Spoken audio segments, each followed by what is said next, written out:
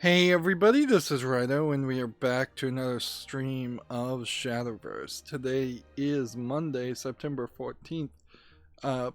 Starting a little bit late, but probably not too late. I wanted to take a moment and just say, this is something people other than YouTube content creators will not be aware of. Oh great, we have a download. There is... Seems like that was a really small download to make probably one card change or one little bug fix.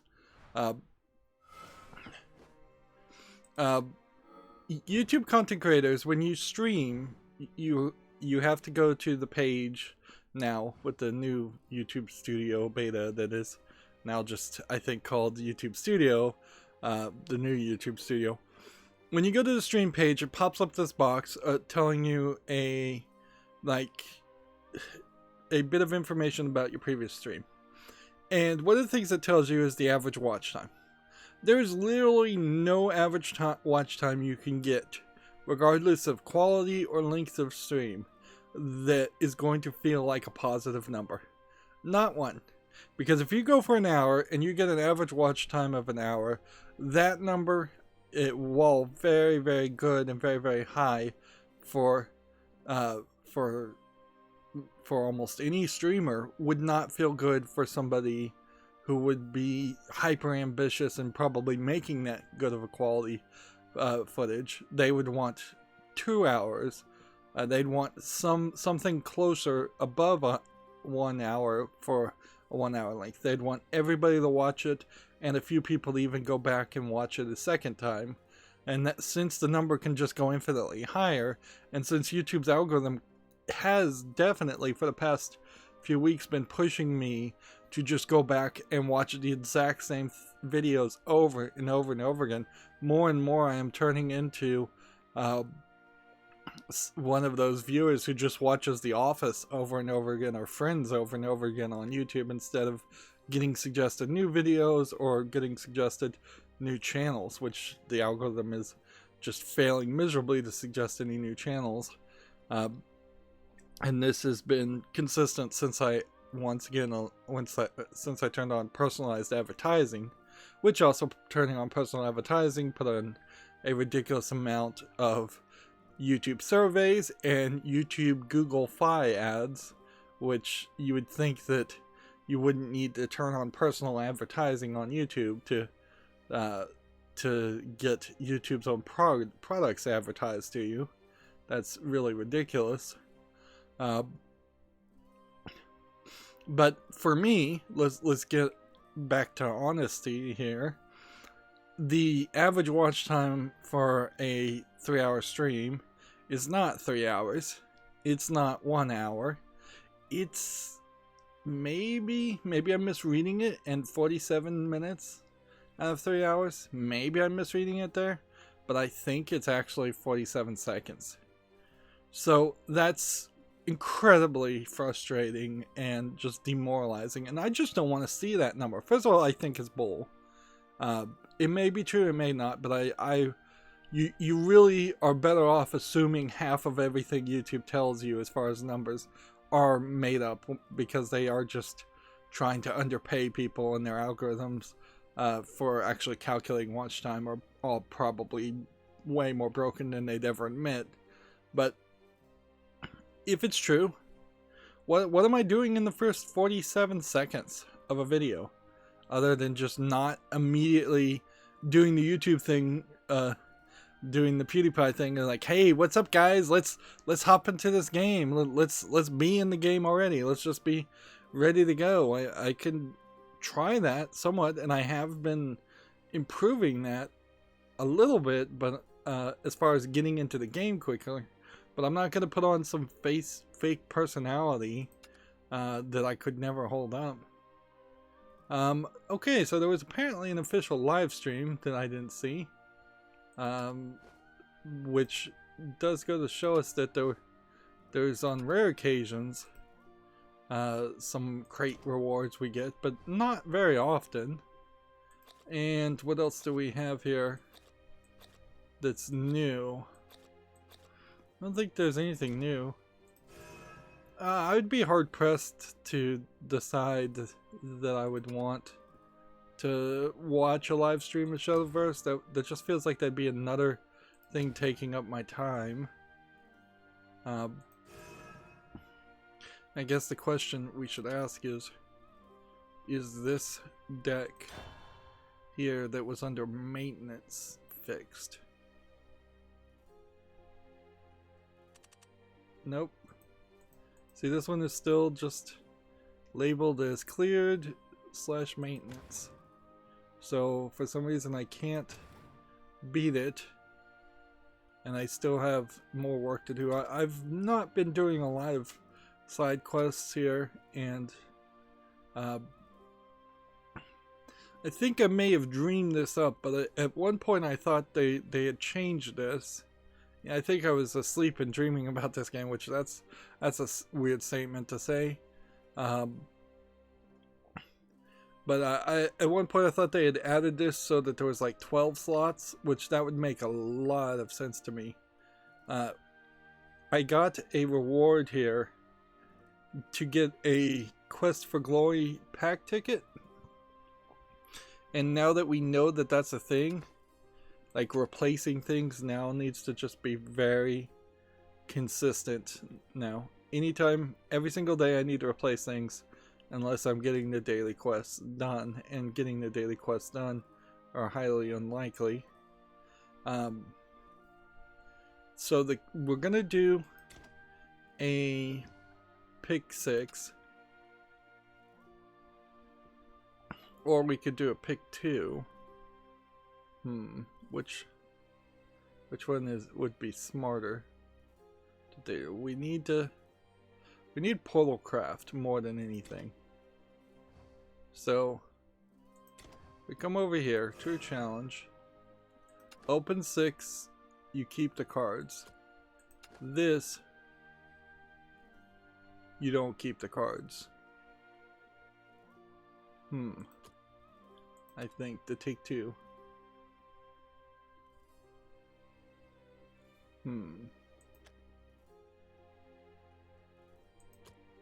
Yeah, so there's really not a reason to ever do take 2 other than there's kind of an achievement around that. Alright, so it's Monday again. It makes sense to do this. I guess we'll go with Runecraft because it wouldn't really make sense to go with Swordcraft or Bloodcraft. There are definitely not very many victories with Bloodcraft. There's a decent number of Swordcraft victories, but Runecraft is, I think, a character class that we haven't really expanded on, so let's do this.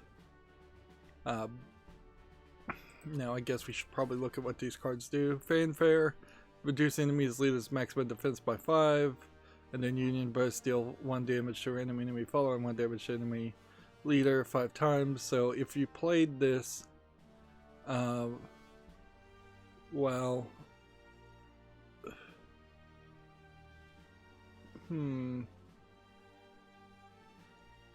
you would have to.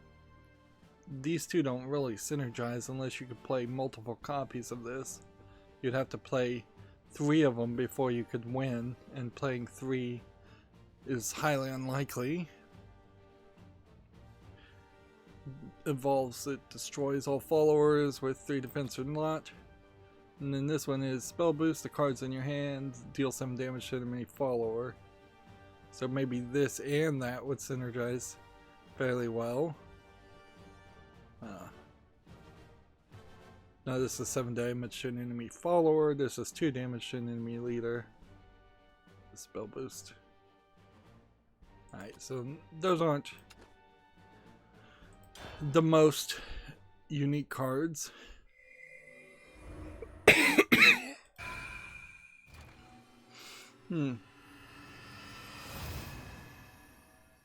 I suppose if you think about the economy here, it takes 4 of those tickets to potentially open 5 packs of the most recent rotation cards.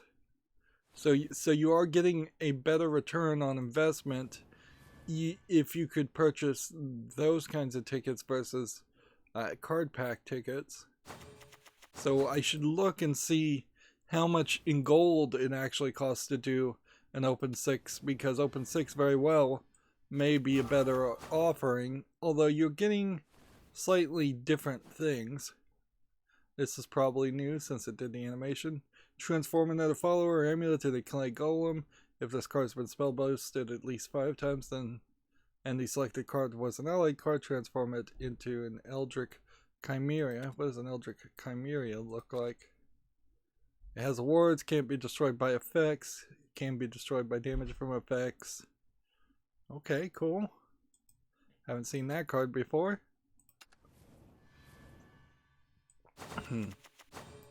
So you might run into a slight problem if you just are looking for a generic collection of cards. But if you kind of maintain a decent cycle of going around in circles, picking different characters, getting more cards, I think you're fine there.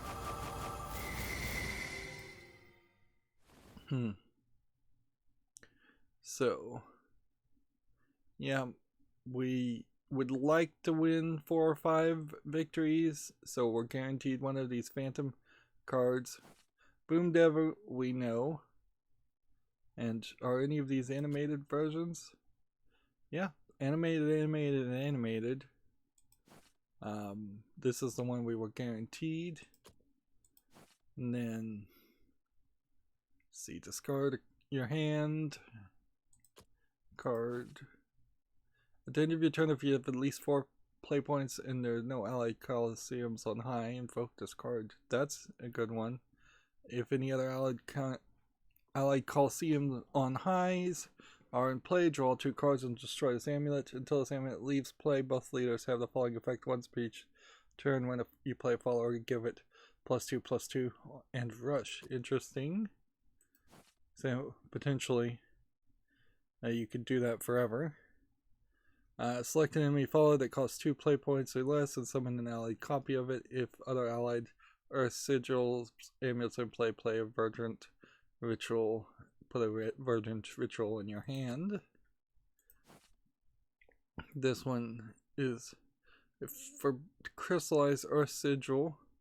Your leader can't take more than 4 damage at a time. At the start of your turn, perform Earthright. If an earlier played Earth Sigil amulet was destroyed this way, restore 1 defense to your leader. At the end of your turn, draw a card. And if you play this regular, you gain +X equals the number of allied Earth Sigils destroyed this match. Deal Y damage to enemy. Y equals the follower's attack. Yeah, this does make a much better argument for playing Earth Sigil cards.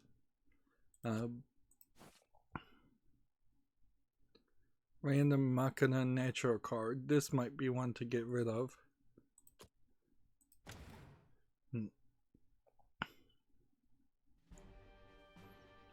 So, Worlds Uprooted, we got 2 new cards. Ultimate Coliseum, we got 1 new card. Verdant Conflict, we got 1 new card. So, still a decent thought. Alright, I'm gonna filter here and see if we have Machina and Nature cards.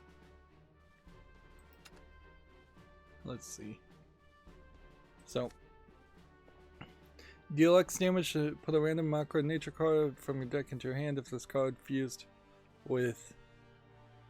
is fused with a Machina Nature card, subtract 3 from its cost. Well, can I fuse with this, or is that something you can only do?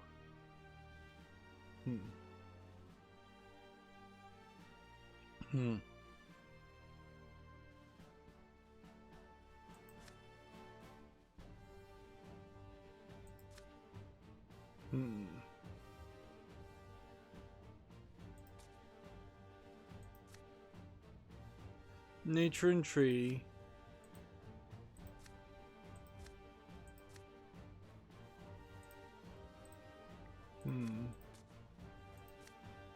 Nature and tree. Nature and tree. So we do have enough here to play nature and trees. And some amulets. And so then it does kind of boil down to maybe we don't need the 7/7. So let's get rid of that. And then unfilter. And so there's 7 more cards to consider getting rid of. This one crystallizes for 2 and does 3 damage. That's fine. That's something we want. This does 3 damage to enemies. This invokes. We definitely want this. In 5 damage on the 7th turn. Maybe not worth it. Let's see. There's a lot here. Put a random follower that originally cost 9 play points from your deck into your hand. If there are other Titanic Showdowns in play, recover 4. Start of your next turn, put 5 random followers that cost at least nah. Alright, so I don't think we have cards that would justify that.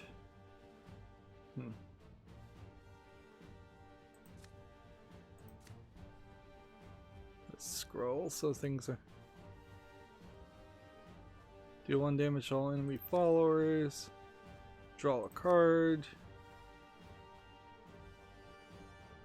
Banish a creature. Insight to draw more cards.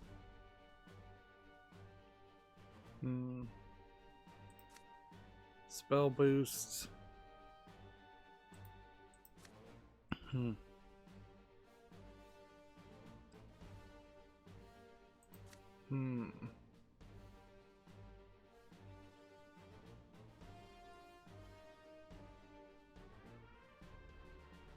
Discard a card. Let's get rid of that. Although getting rid of creatures is gonna be fairly crazy. Although let's be honest, this whole thing is crazy. That's how this all goes. Is that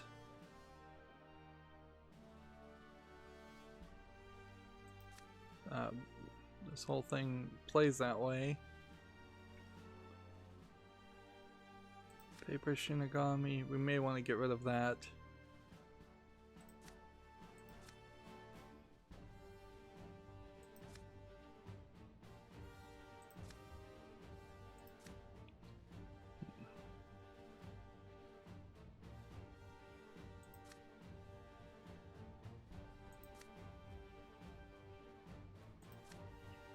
It almost feels like these cards are designed to be in a deck like this, but really what's happening is it's just a case of all the Runecraft cards are somewhat built around that idea.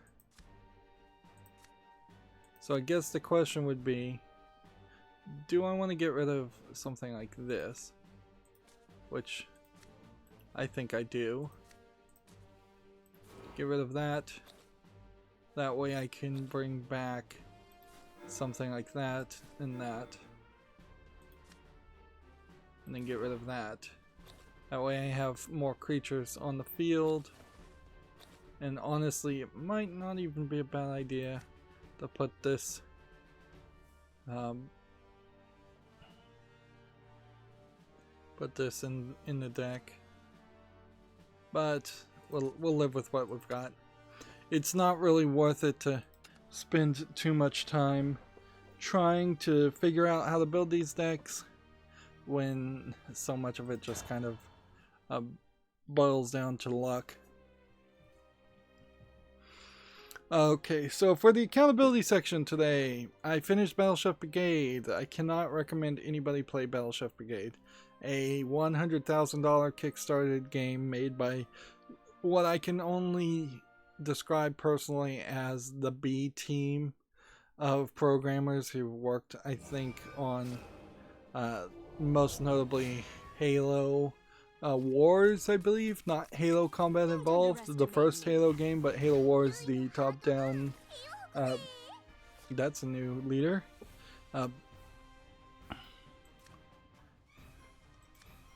So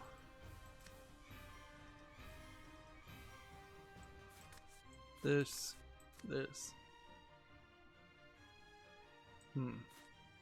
I guess we'll play with that. We've got nothing better else to do. Playing the deluxe edition of Battleship Brigade gave me what I can only assume it added an entire chapter that was a side story where you play as a different character right before you wrapped up and just finished the story completely. So it just put this huge speed bump in the flow of the story in a game that was nothing but speed bumps in the flow of the story, when there really shouldn't have been much story in the first place. It should have been much closer to a let's see.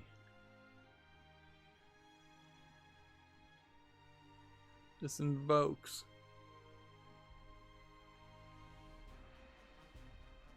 Well, I'm just gonna play this and attack there, and that's gonna help this person. But then I'm gonna play this and then get another copy of it. To draw 2 cards, I guess.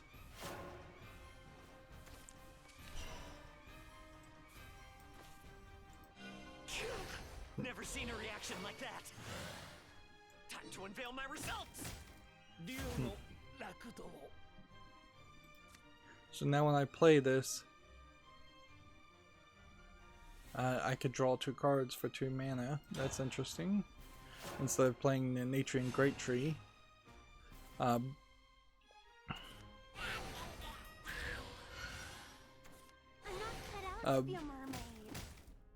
So Battleship Brigade really should have just been a very high action game where you were kind of always running around fighting, hunting creatures. Very RPG-ish. It is where I think it should have fallen. And it just kind of failed to do that, so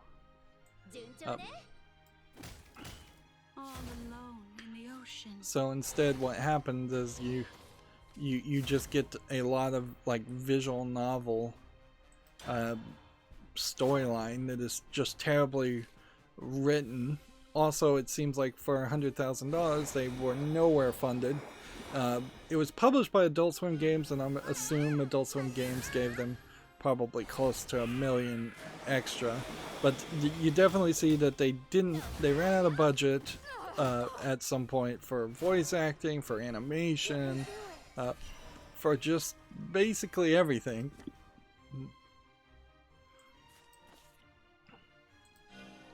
I hope that was a smart move. Not sure if it was. 20 or less to banish anybody. Accelerate to do 3 damage. Draw a card.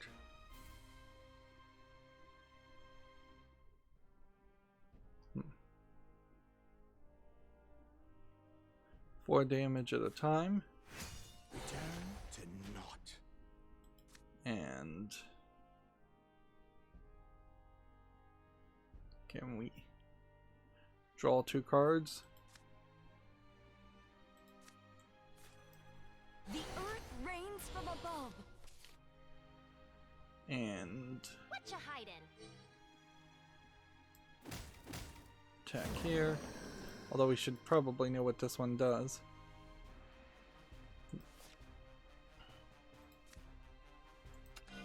Mana, come forth. The earth will trample you. Earth and assault. There we go.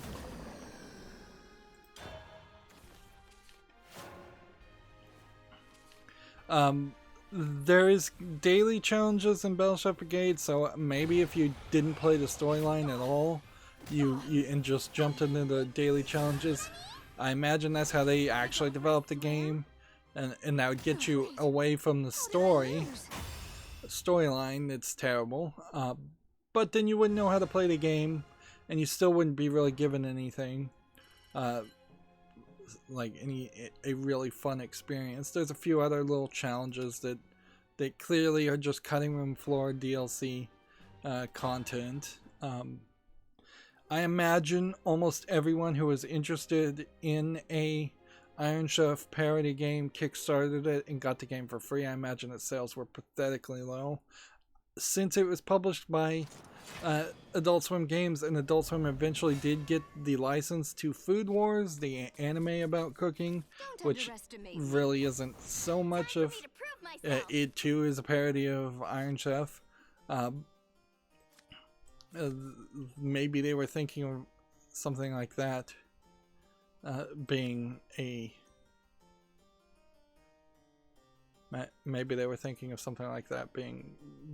a major factor in an advertisement for the Food Wars anime, which the Food Wars anime was very popular when it first came out, and I'd say it's still probably as popular as it ever would be.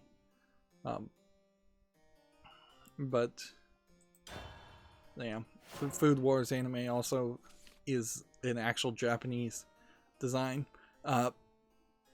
Trinket Studios, the maker of Battleship Brigade, seems to be a weird mix of some Asian people that have seen a few anime things, and so there's a little bit of Asian influence there, but nowhere enough to really make it feel like it's anything that's anime inspired. If anything, it just feels kind of random melting pot of a few general ideas sprinkled together. The whole development of the game feels fairly directionless as far as one can ever detect that from looking at a final product. Alright. Summon an Earth Essence. And then gain +1/+1 when I do an Earthright. Right, that's how this works. And then or I do this and I summon a golem summoning. Which, what is a guardian golem? It's a 4-point creature. That's not terrible. But yeah, it's a real shame. And the best I could think, if you were going to make a cooking game that was going to be like Iron Chef, you probably wouldn't have a hunting element and kind of RPG elements that are thrown in there. You probably would have a Switch/Wii Waggle game where there was just a lot of why did that not work? It says select a enemy follower. Oh, darn it. Well, that was dumb.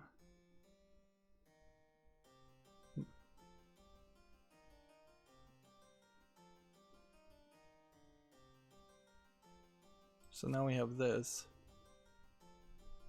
Okay, well. Guess that'll work.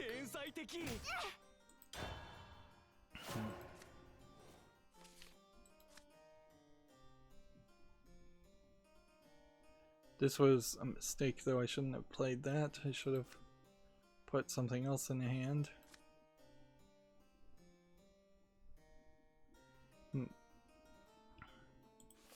But yeah, I think you would want to create a food fetish game, something that is just basically like an Instagram food feed of showing like really, really good looking food. It probably has to be animated because if you tried to do 3D rendering on food, it probably would look terrible. If you try to do realistic food images, you'd run into way too much copyright licensing costs. Uh, but yeah, I would imagine you would just want something where you're tapping X to chop meat, and then you can like change stations. Something that could take something like cook, serve, delicious, or tapper as a concept and bring it to a whole new level. I think that's pretty much all you want. Or you just have a system, if you are going to have cooking as a match 3 gameplay mechanic and hunting as a beat 'em up mechanic, you probably should have had a sous chef AI that as soon as you ran out of the kitchen to go hunt creatures, the sous chef would start cooking, and thus if you're terrible at cooking, you didn't have to ever do it. Or if you're terrible at hunting, the sous chef would go hunt for you. So you could take your pick, and that would at least double the number of potential fans in the game. But it still wouldn't really improve the game well enough. Yeah. In a weird way, I think food is kind of more of a reward in games than a moldable item in games.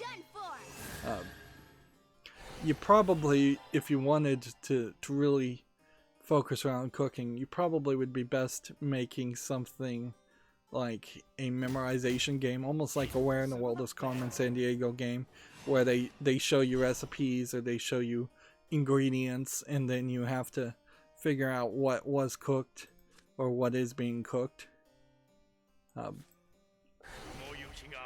As silly as that might sound.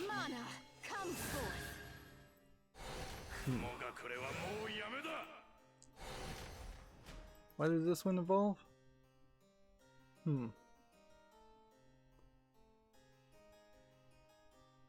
Well, it gets spell boosted, okay.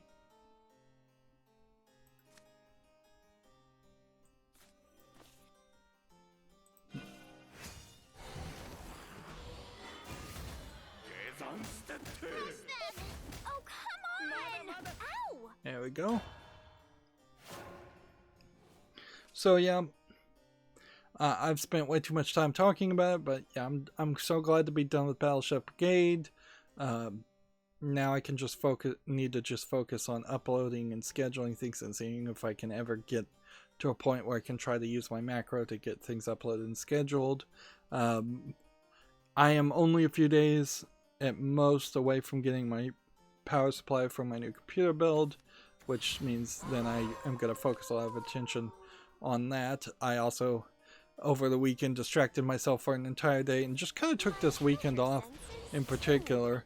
I spent an entire day working on my server once again to get end-to-end email encryption working, and finally got it working by basically ripping out the guts of someone else's code in a Python script, which I really don't know all the ins and outs of Python. It's a fairly weird language to try and learn after you already know any other language.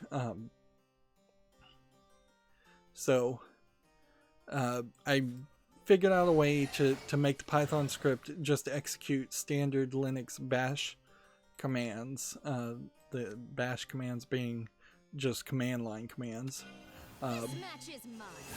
Bash standing for born again shell. You're strong. And so I was able to just use the program GPG to encrypt the email message, which is what I had done on my router. So it was just figuring out how to make Python do the thing that I had already done again, and through a day of frustration and finally getting to it. And this was like the 3rd to 5th attempt of trying to get it to work, and I finally got it to work, and I think I've got it to work perfectly now. It did have a little bit of a problem if you sent an empty message email or if you try to have anything in the encrypted message that had a not acceptable character, it needed to be an escaped. So like a backslash needed a backslash in front of it as an escape character. That's very typical, and that's needed because then the email is just sent via a program called curl, C-U-R-L, that just sends literally a command to Gmail server to that this is what the message is. It's a very low level basic way to send an email without using any kind of integrated systems that probably have hundreds of little instances and issues that are better. But I finally got it working, and I'm happy for that. Then I went into my log rotate files. Debian Linux rotates the logs out, and I told all of them to just mail those logs as they get rotated out. So I'm now getting more emails from the server as to telling me if there's any logs. Oddly found out that for my server it was trying to activate Bluetooth, even though it doesn't have Bluetooth, nor would it ever need it, but it was bringing up a error message. And because of that, that was filling up the error logs, and that's why you want to see the error logs, is if you want to mess with a server and you just don't want to ignore the error logs completely, which you can certainly live a happy life just ignoring the error logs on a lot of servers too, and as long as what you want to work is working. Let's see.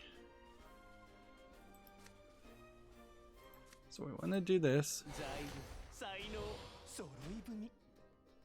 So we can do that. So then next turn we can do this.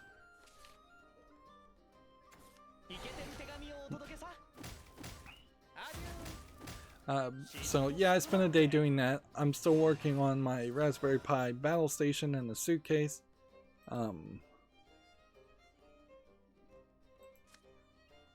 Well, did this cost less than 2? No. So that wouldn't work.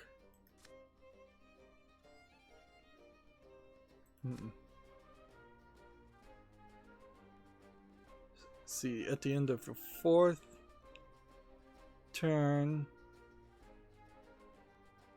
deal 1 damage to an enemy follower. So that'd be 4th, and then 6th turn, and then this would do 5 damage to the enemy leader.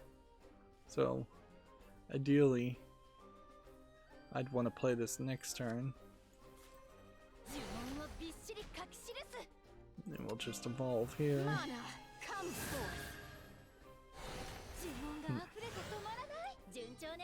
So yeah, I'm still working on my battle station, just wrapping it up. What I'm doing is I'm using a clear washable Elmer's glue that you would use in school. It's actually a really nice product in the sense that you kind of know it's washable, so you're not going to make a huge mess.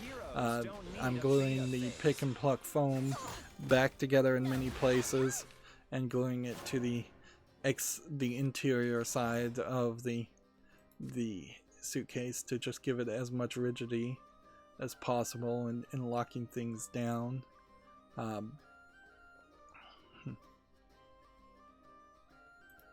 Okay.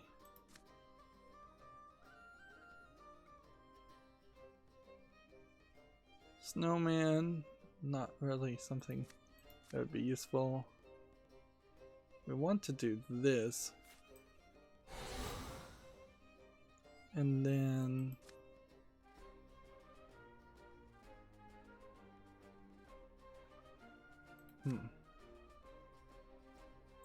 we'll do this and discard that.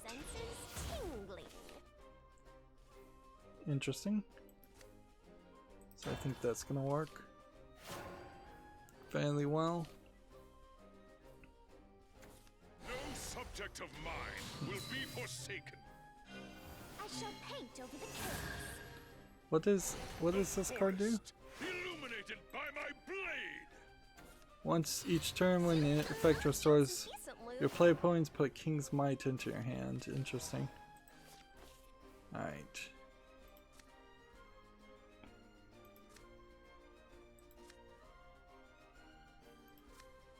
Hmm. 7 damage to an enemy follower. Can't do that yet. Can't do that yet. Nurturing Great Tree. Nurturing Great Tree. Think. We want that. And that. Still and stable earth. And that.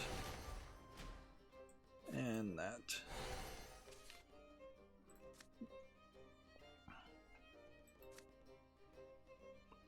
Union Burst 6. Let's see if I was to evolve this. Really wouldn't do anything, so I'm just gonna wait. Although, if I'd known that was gonna do 1 damage to him, I should have attacked. Oops. I don't know what there did that damage, but okay. 5 damage to enemy leader. If this is her 10th damage. Alright, is there something else we can do?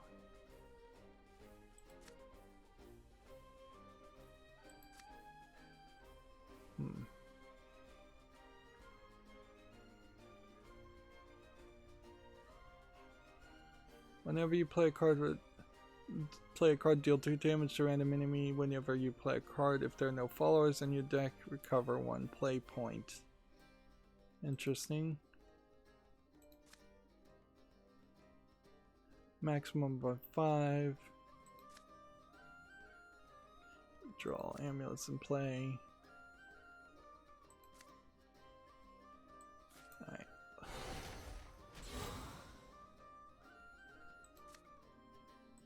I'm gonna just evolve this and attack this and hope that this Don't you mock the earth, rush them.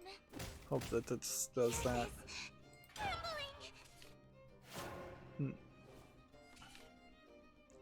Why did it do like 1 damage to this guy before Get ready for war. and not before? You forfeit your life. So yeah, I'm working on finishing just locking everything into place physically in the battle station, and I'll be done. It's a lot of gluing and then waiting for the glue to dry stuff. Okay.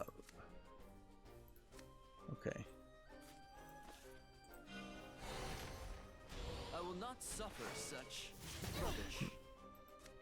Let's see. Deal 3 damage. Banish this card. You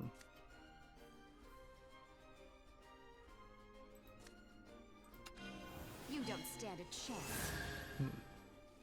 You will find no rubbish in my court. Let's see. How much health do I have? 5?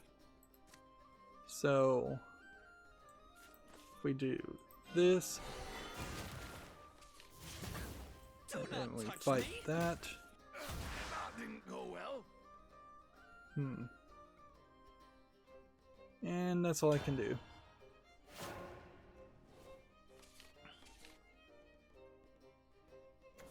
I'll make you regret this! Wait, how did I lose?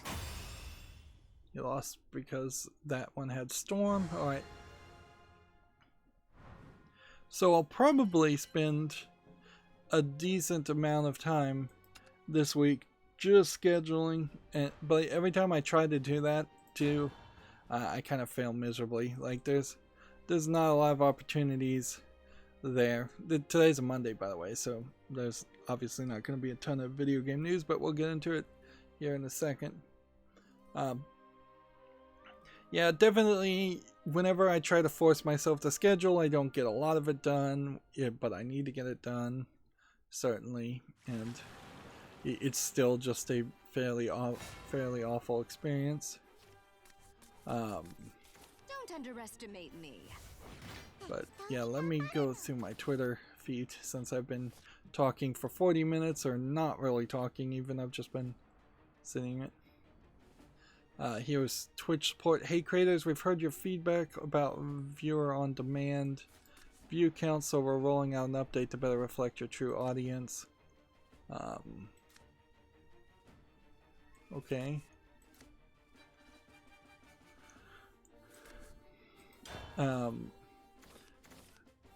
Viewer VOD view count will now show the sum of live views and offline views. So up until this point, it probably only showed offline views. In a weird way, that is Twitch kind of shortchanging themselves on what they're depicting and making it seem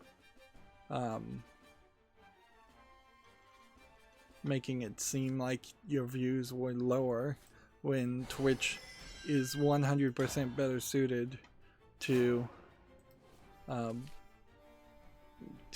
specifically putting as big of a number behind every video that gets uploaded anyways. And YouTube is the same situation. Like, I kind of at this point would prefer if YouTube would lie to me more and say I'm getting more views and longer watch time. Not that it really matters, because then they would turn around and just change the rules again and demand people have higher subscribers and higher view counts. I was watching one YouTube channel, and I think the numbers must have been completely wrong, because this was a fairly big YouTube channel and it had like 2,000 subscribers. And I'm like, wait a minute. This is a weekly podcast YouTube channel with a lot of production around it.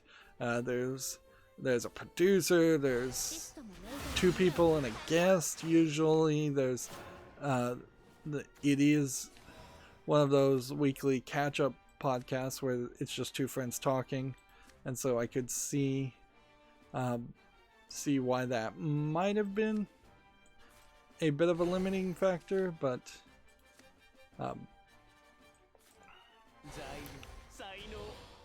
I got fairly lucky there. But yeah, the idea that they'd only have 2,000 subscribers, it just doesn't seem realistic. It was almost a nice thought, because if something could actually be successful with only 2,000 subscribers, that would be amazing on YouTube. And there's a certain level to that, certainly. Like, if I was making $100 a year with less than 100 subscribers, and if I get to 1,000, then I'd be making about $1,000 a year, or probably even more. Rush and Scrap Golem, or this, or this. How do we want to play this?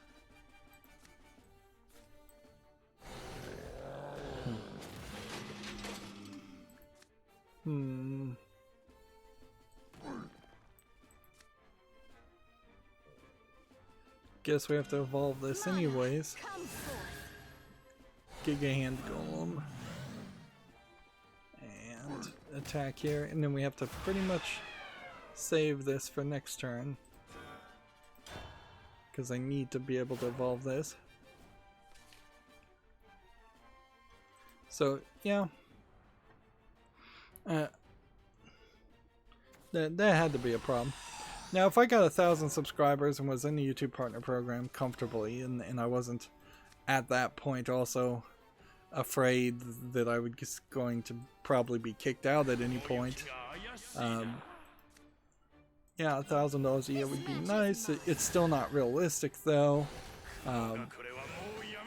and who knows what the real level of ad revenue is nowadays on YouTube. Could be very low. But yeah, if I could get, I think yeah, ideally if my channel somehow magically got 50,000 viewers, and that somehow equated to $50,000 a year, then there we go. There you have a reasonable amount of money potentially from a YouTube channel, and I think the number of people that actually succeed at that point, or succeed to that point, is incredibly low, and that's probably a number that goes down and down and down.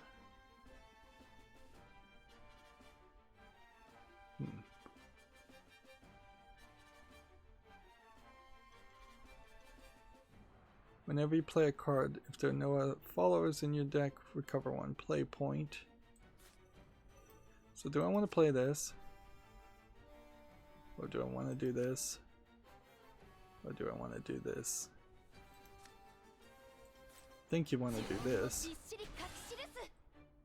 Yep. That's what I forgot about this card. And so do that.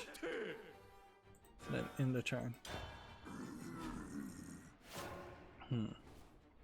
So as far as games that came out, we have a game here on Steam called Illegal Racing Tuning, which just looks like it's probably an asset flip car customization demo. It's $5.99, bunch of languages, nothing here impressive. Yeah, I don't know how you could even make a game impressive around that idea that maybe you could import graphics, just find pictures online and make your own skins for cars. That is a concept that probably should be allowed in real racing games, where you could just scan in high quality images and skin your cars. You probably would have to make a system like that, a system where only you see the skins and it doesn't get transferred over to other people online. But even at that would be cool. 5 damage.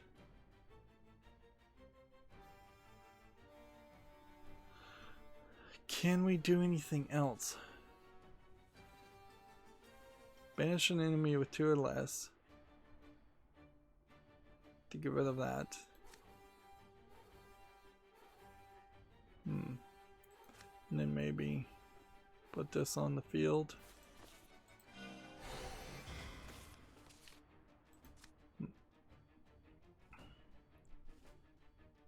And put this on the field to discard this. And then this. Alright. Can't attack, but we're in a decent position.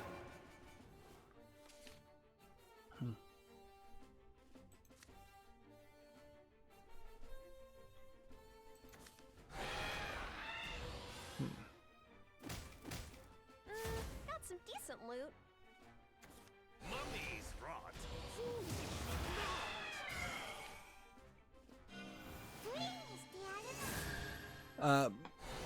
Let's see, let's keep focusing here. This probably doesn't need to be a super long stream. Borderlands 3 is coming to the PlayStation 5 and Xbox Series. They also have made and announced a real tabletop Dungeons and Dragons clone called Bunkers and Badasses, which was the game that was played as part of the DLC in Borderlands 2. Or it was at least referenced, and they pretended like they were playing it. Let's just do this. That's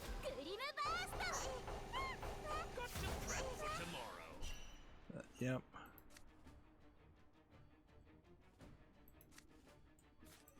Play that. Play that. Can't attack there. In the turn.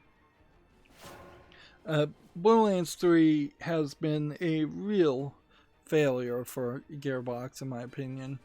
It's probably a fine game, and I probably will eventually get around to playing it, but it should have been the next big thing between Borderlands, the pre-sequel, and Halo 5, which Halo 5 is failing to really even get much enthusiasm too, as it's still not out. But yeah, it also should have probably outshone things like Destiny 2, and they really failed to do that. And the vast majority of that comes right down to just it being an Epic Game exclusive, with a much lesser reason being Randy Pitchford, just being Randy Pitchford and making a bunch of bad PR mistakes. Although, when you look at some of the accusations around the other companies like Ubisoft, Randy Pitchford almost just seems tame by comparison. So them announcing that it's coming to the next generation of series is like a no duh, and more downloadable content's coming out is like a no duh too. Let's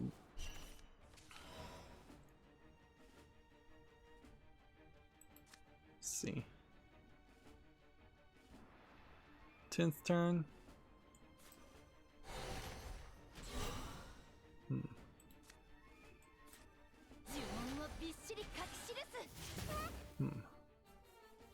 Now every time I play a card, I deal damage to him. So I just should play a bunch of cards. TechRaptor has the same article. Crossplay and free next generation announced. Crossplay meaning that you probably will be able to play between the different generations, and probably between Xbox and PlayStation. I don't see any reason why they would split the player base at all, unless PlayStation just demanded it, and that's banish an enemy if you're 20 or less, banish any enemy follower instead. 3 damage to everybody. Okay, well, let's do this.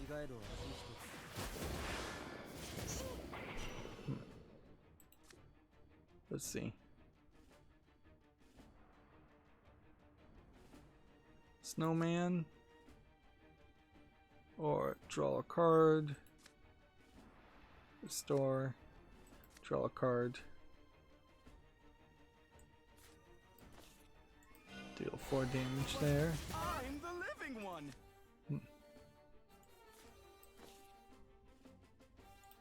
Return that. Interesting. That might actually save the day by removing that from the hand.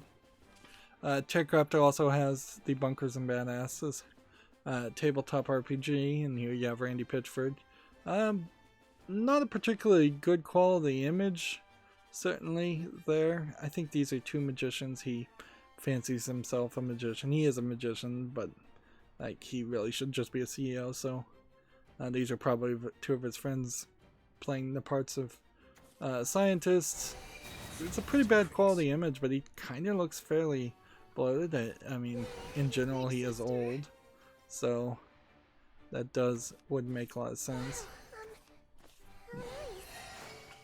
Reminds me, I need to go back and try the ad blocker again. Rush and summon a scrap golem. Or we can just banish this enemy in general. And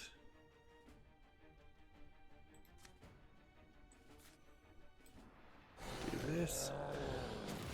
And this. And that. And all I need to do is really play 1 more card, and I've won. The deluxe version of Bunkers and Badasses will have 10 miniature figurines and badass dice.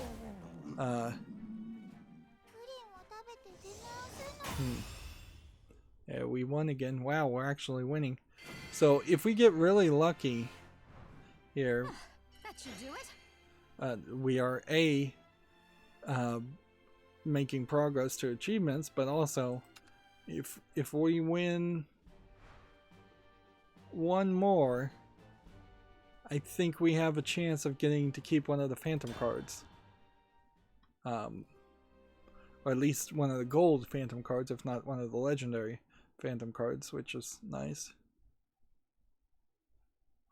I would say some of these load screens that show off the cards they're nice, but you really don't have any time in which you can pause and look at the images, and a lot of the images are, you're kind of in the only point in which you could check the images without going throughout the entire card collection, and they really don't have, you just don't have time to look at the art. Whereas in a real world collectible card game, if you were all about the arts on like Magic cards or something, you could spend all day just looking at the images, even though in the real world they would be very small. So there is a thought there.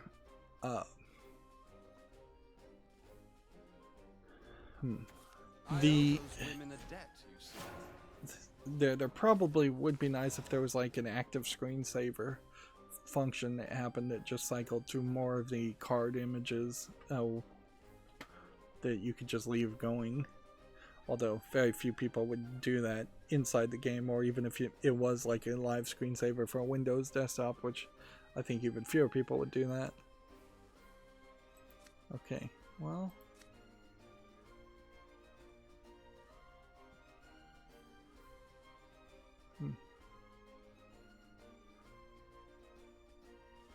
Do I want to summon this? Not really.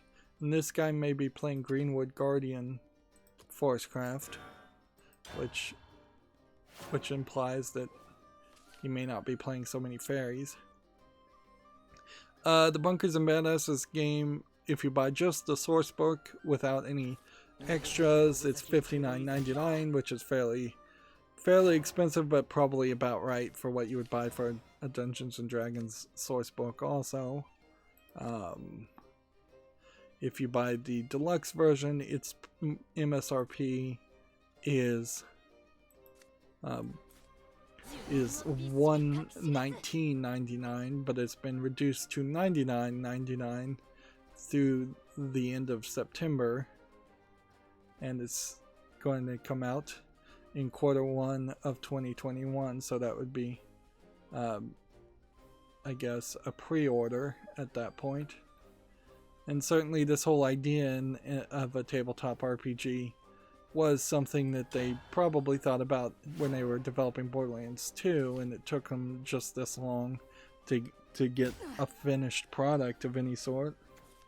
And I imagine a lot of that probably went through just legal. And I wouldn't be surprised if it is just immediately sued by Hasbro and Wizards of the Coast, who own Dungeons and Dragons.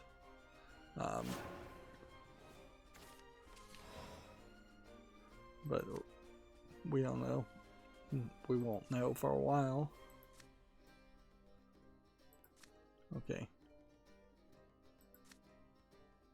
Alright, well, let's do this first. And then do this. And then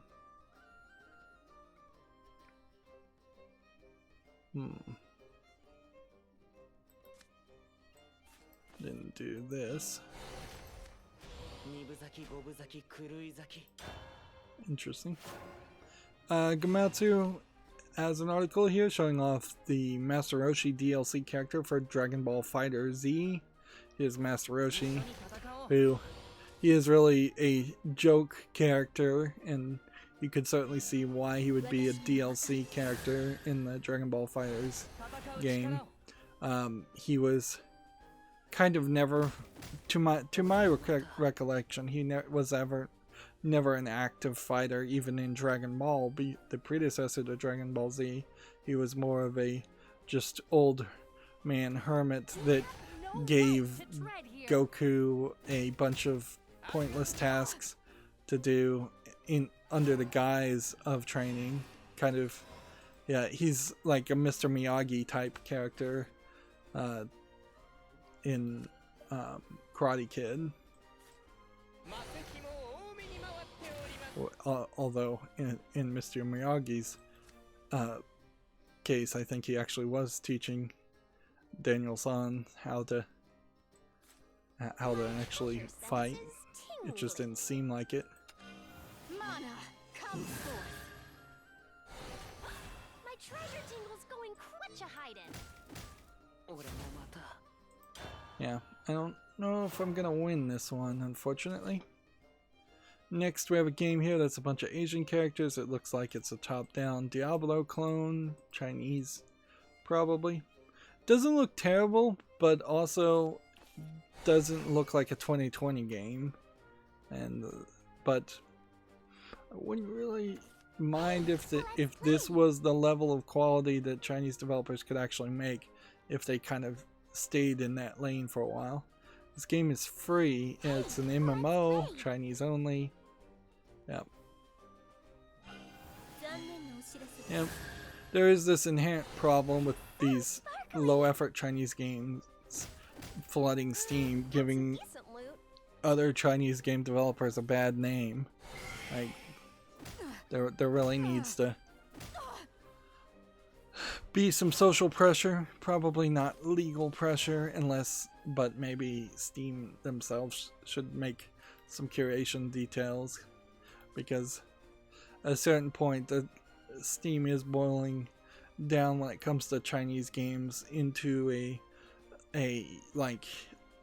slideshow of the worst that the internet can provide, instead of highlighting good quality games or the best games. This match is mine. The earth will trample you. Okay.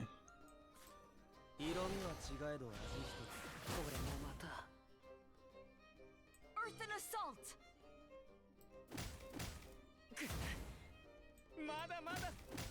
Even should I fall.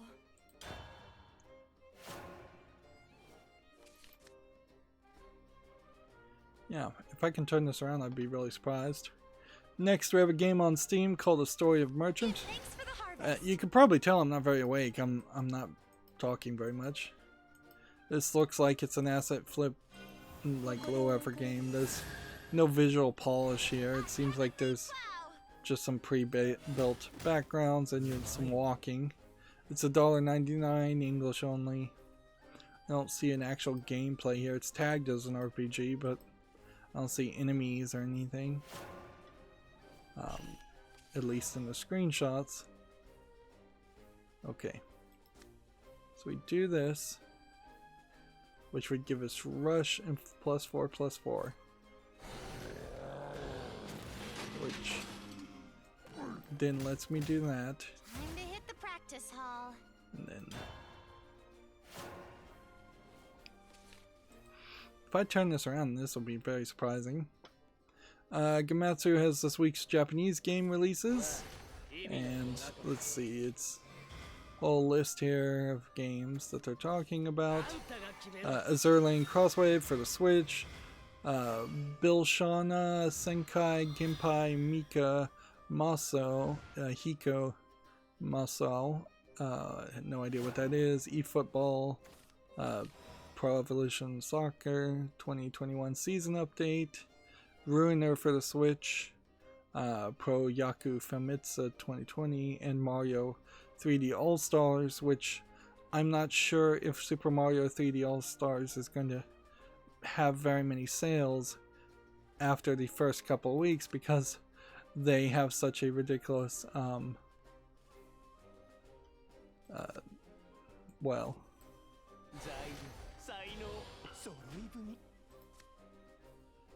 they have such a ridiculous limitation going on here.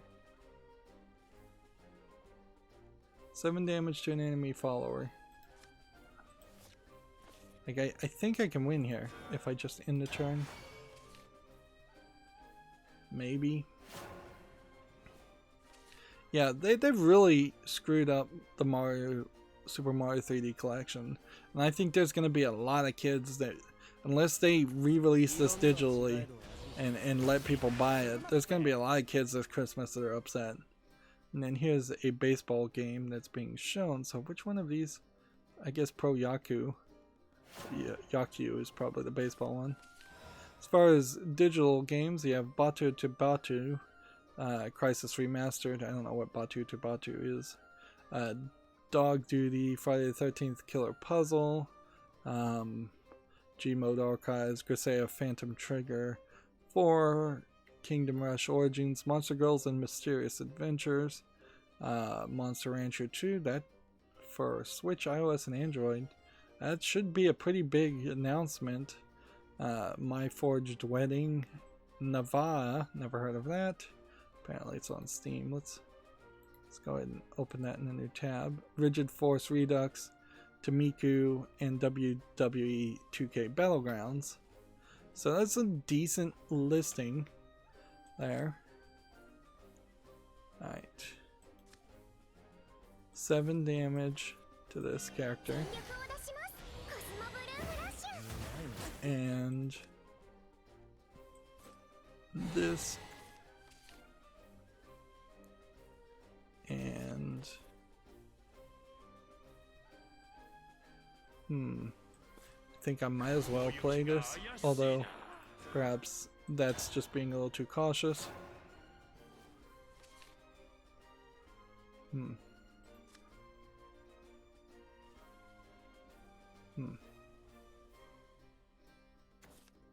flames to the fire.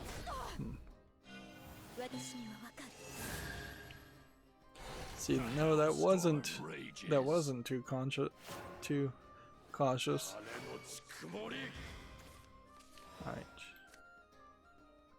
20 cards or less.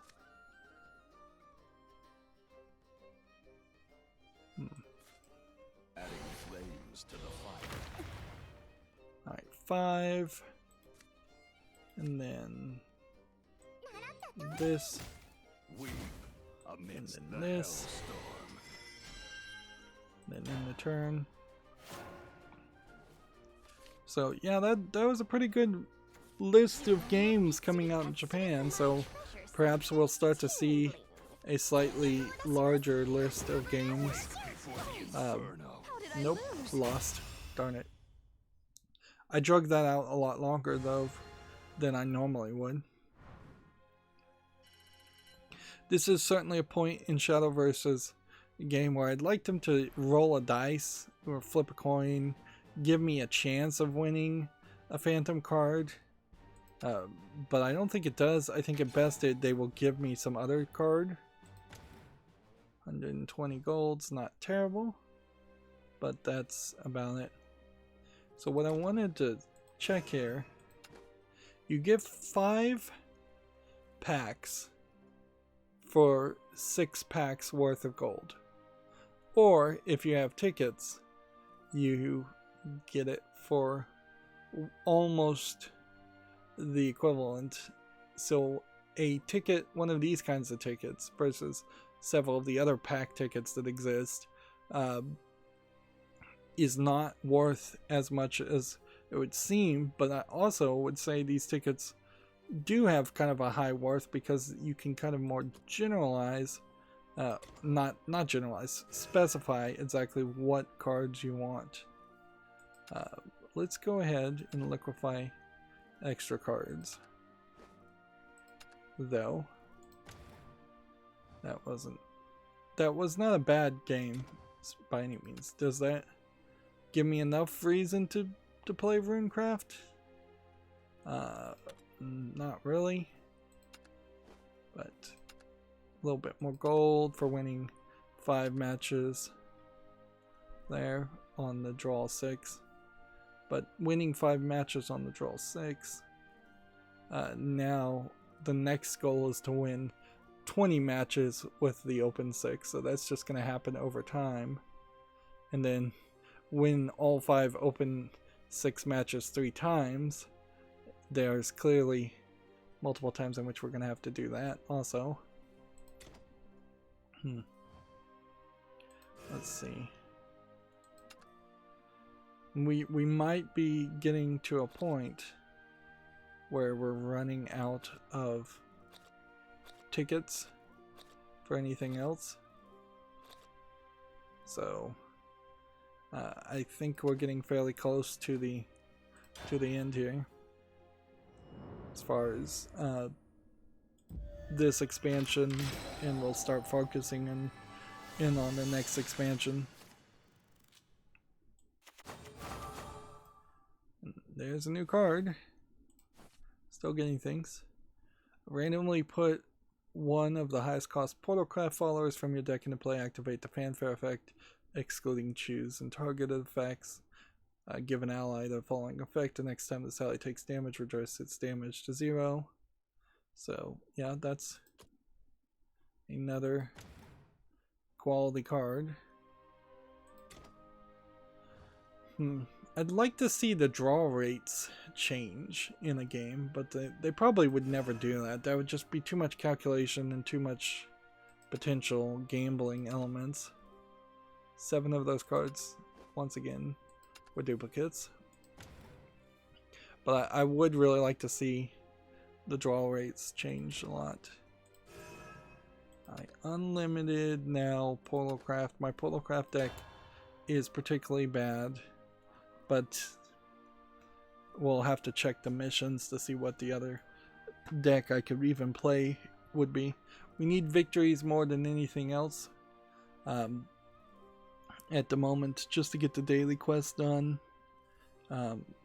But also, I think we are definitely instilled into the point where daily quests just kind of don't matter as much as they should, frankly. If I was only playing Shadowverse and I was playing it every single day, I would make sure to get all of the daily quests done, and that would increase my rewards quite a bit. But since I'm not doing that, since I don't want to spend my entire life playing Shadowverse, there's just none of that that's gonna happen. Come on.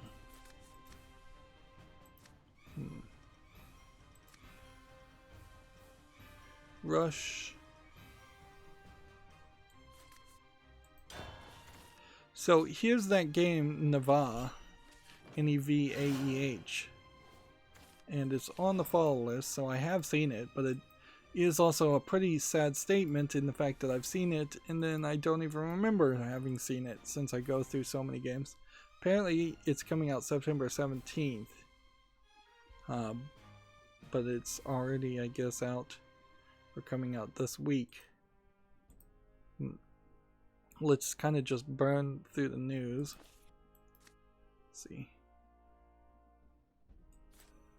Just stop playing that.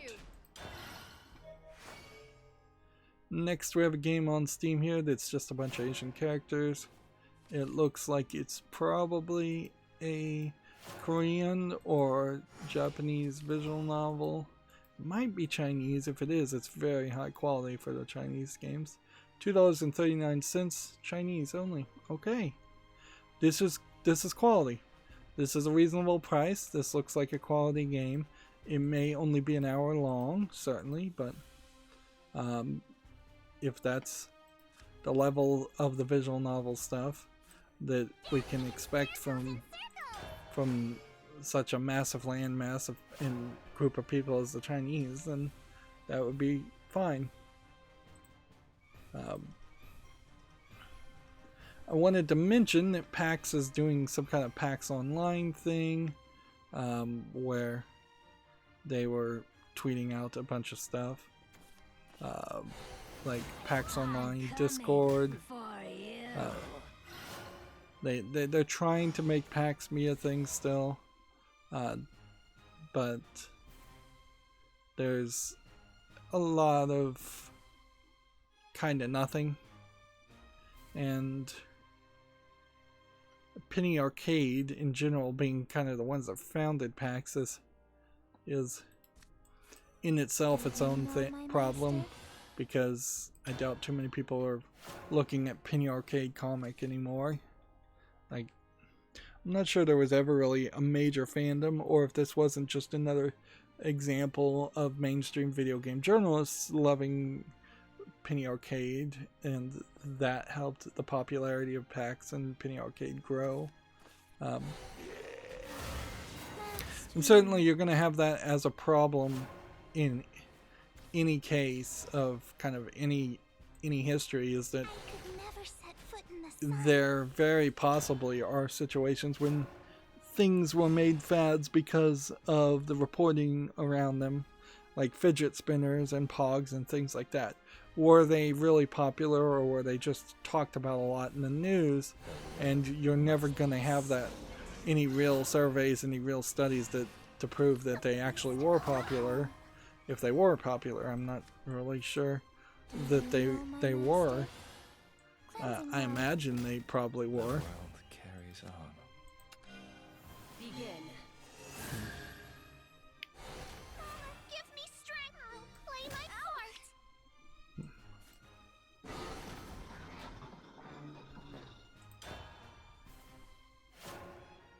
part.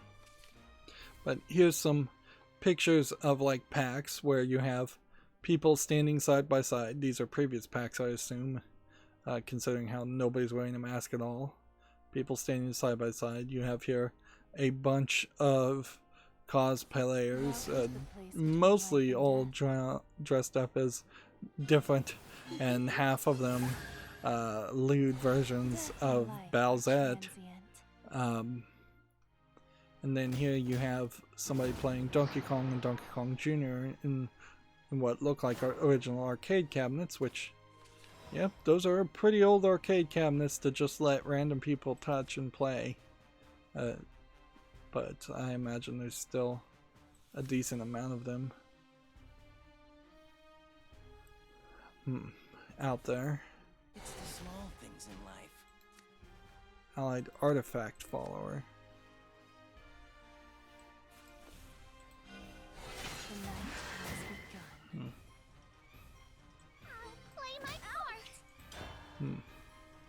But that certainly isn't what PAX Online is going to be all about.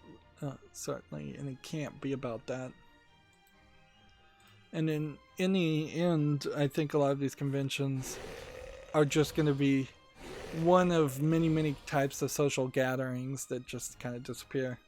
I got really bored and started watching SmackDown wrestling for half a second, and just looking how they have these fake Zoom video images in the background where they clearly have pre-selected, pre-screened people looking like they're watching via Zoom in the background to be the audience.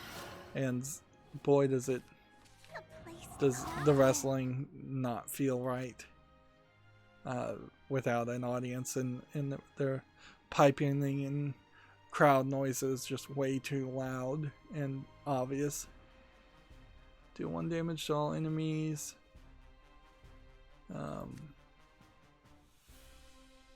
See. Let's do this. And do this. I've got a brilliant idea. Okay. Phew! I can't believe it. Allied artifact follower. It's the small things in life.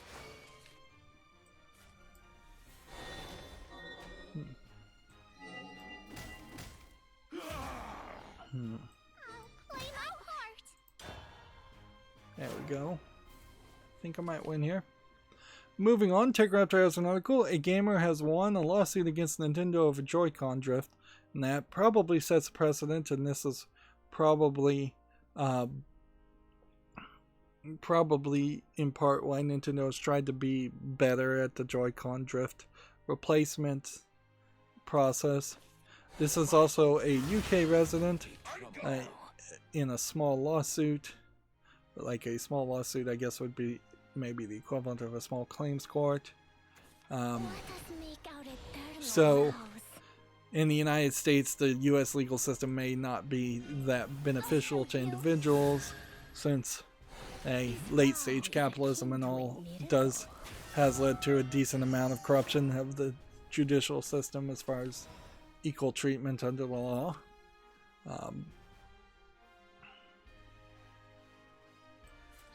Do The this. heavens will hear the roar of my sword.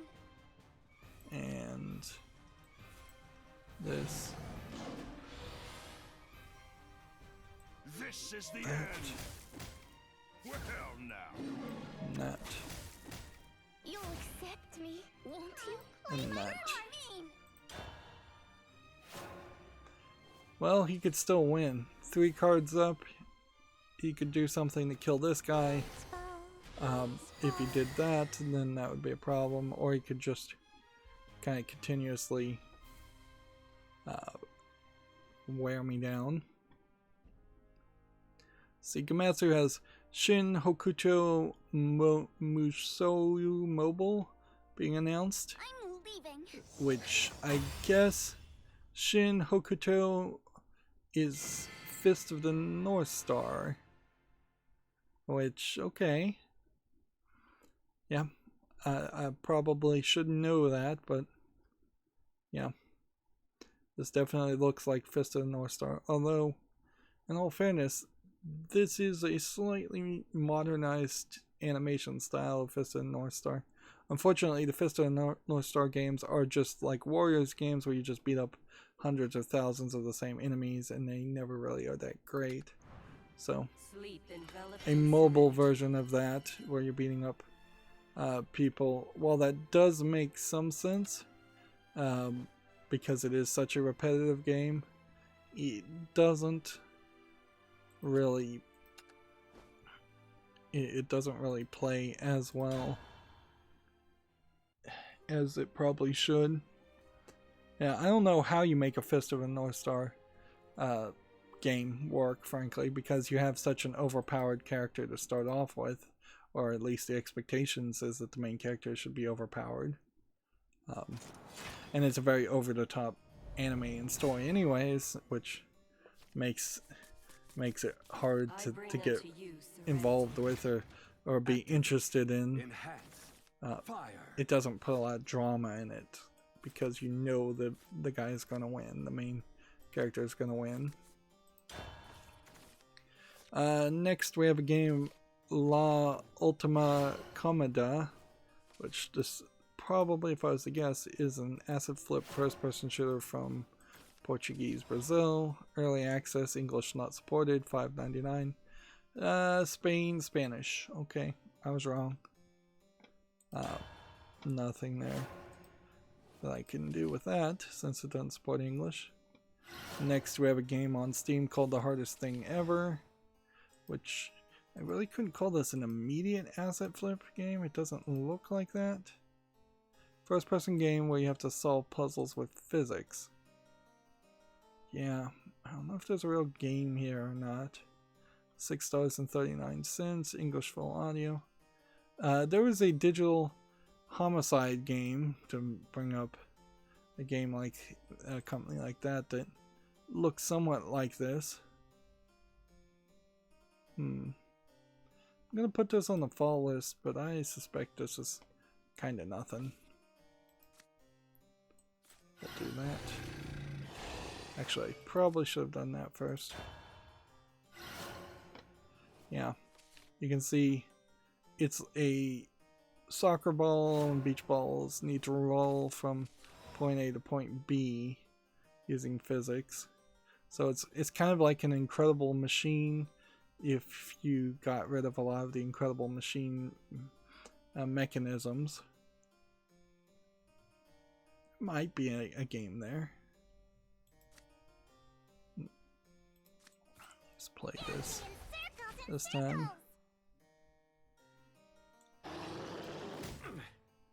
I should have played this, but I can play it next turn.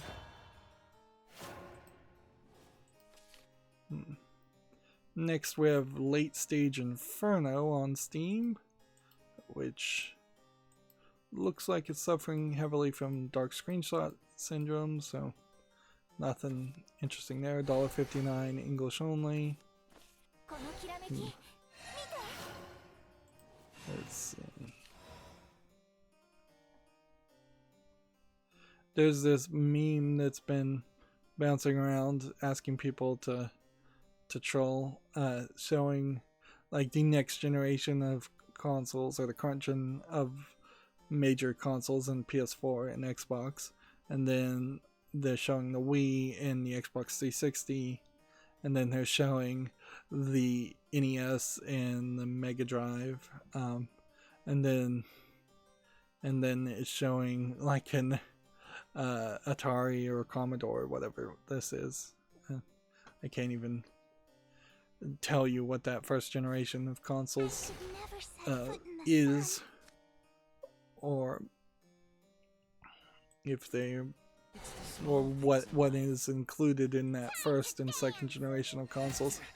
Like, see, the weirdness here is the numbering system pretty much goes like Game & Watches and like LCD games that only had one game pre-built in there were considered first and second generation consoles. You'd almost assume that LCD games and Game & Watches that didn't have cartridges were first gen, and then ZX Spectrum and Ataris and things like that were second generation. And then they considered the NES third generation and kind of the beginning of the third generation, and then the Sega Genesis was a couple years later, and it actually, I think, probably is a bit more of a competitor to the Super NES. And then it's really just this incredibly confused line between the Wii and the Xbox 360 and this, because you notice that they're not mentioning Super NES or PlayStation 1 or PlayStation 2 or the Dreamcast, or the Philips CDI even. So that there's a lot to consider there that's just not being considered as far as different consoles. Alright. Rush, push 2 of those in the artifact. See, I shouldn't have done that. Should have done that. Is in my orbit. Okay. Now, if we do that, Just appalling. and that, and then evolve, and then attack, and then attack. Give me some. Play my part. There.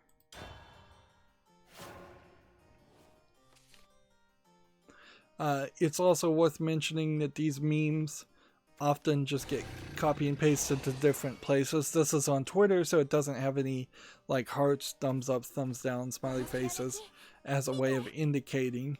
But all of that is done to drive fake engagement and trick people into liking the posts. And while you can enjoy seeing these things, you probably should be a little frustrated that you're seeing these kind of spam posts, and you should definitely not engage with them. And heck, a flagging campaign would be justified in my mind for a lot of these posts.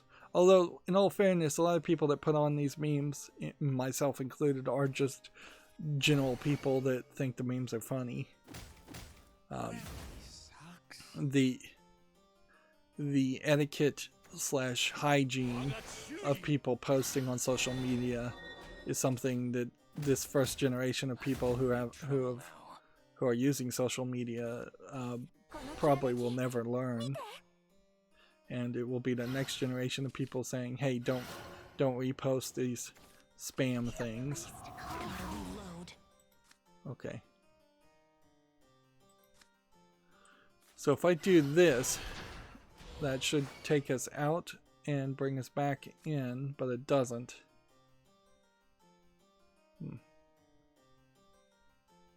But this might, if I played it with this.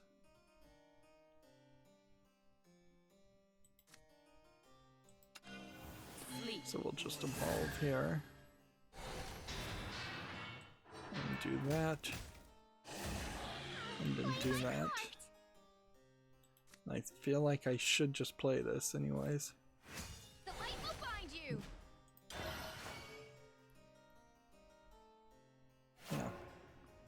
Yeah. Check has an article. Doom Guys lets you kill Fall Guys Beans as the Slayer, so it's another Doom mod parody. I believe the Fall Guys people also released a fake cheat to specifically identify people who are out there seeking to cheat, or that would install, I guess, multiple cheats.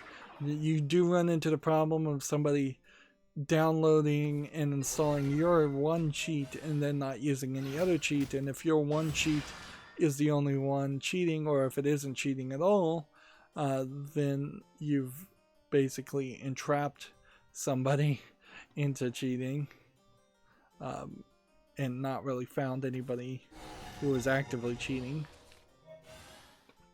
TechRaptor has an article here. The Kingdoms of Amalur running bug is still in re-reckoning, which I don't know what the running bug is, but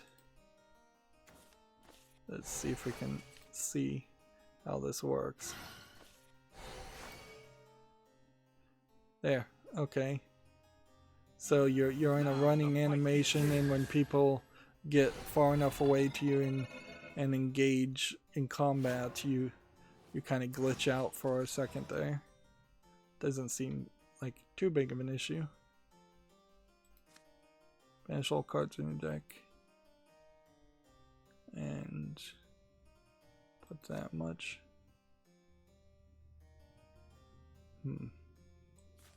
This. I could never set foot in the sun. And then this. I'm gonna make history. A place to call home. A place to call home. Accept harmony. I've got a brilliant idea. Phew! Kill that. And win. This is grave. Big news. I kind of buried the lead here. This is more, I think, big news for just computers and gadgets in general than it is video games, but NVIDIA is going to acquire the processor and software design company ARM for $40 billion, which you would probably need to get into the weeds a little bit as far as how many standards on ARM and how many chips based on ARM require a license versus how many of them don't require a license, because there are some ARM chips that they do require heavy licenses to make chips based on that standard, but then there are some, I think, that don't. And there is kind of a bigger question in general about we're going to just play out the win streak here, about like how valuable ARM really is. ARM was owned by SoftBank, which I believe is kind of a UK-based company, and they've been thinking about selling it. They I think own their own fabrication facilities. That is something to think about too.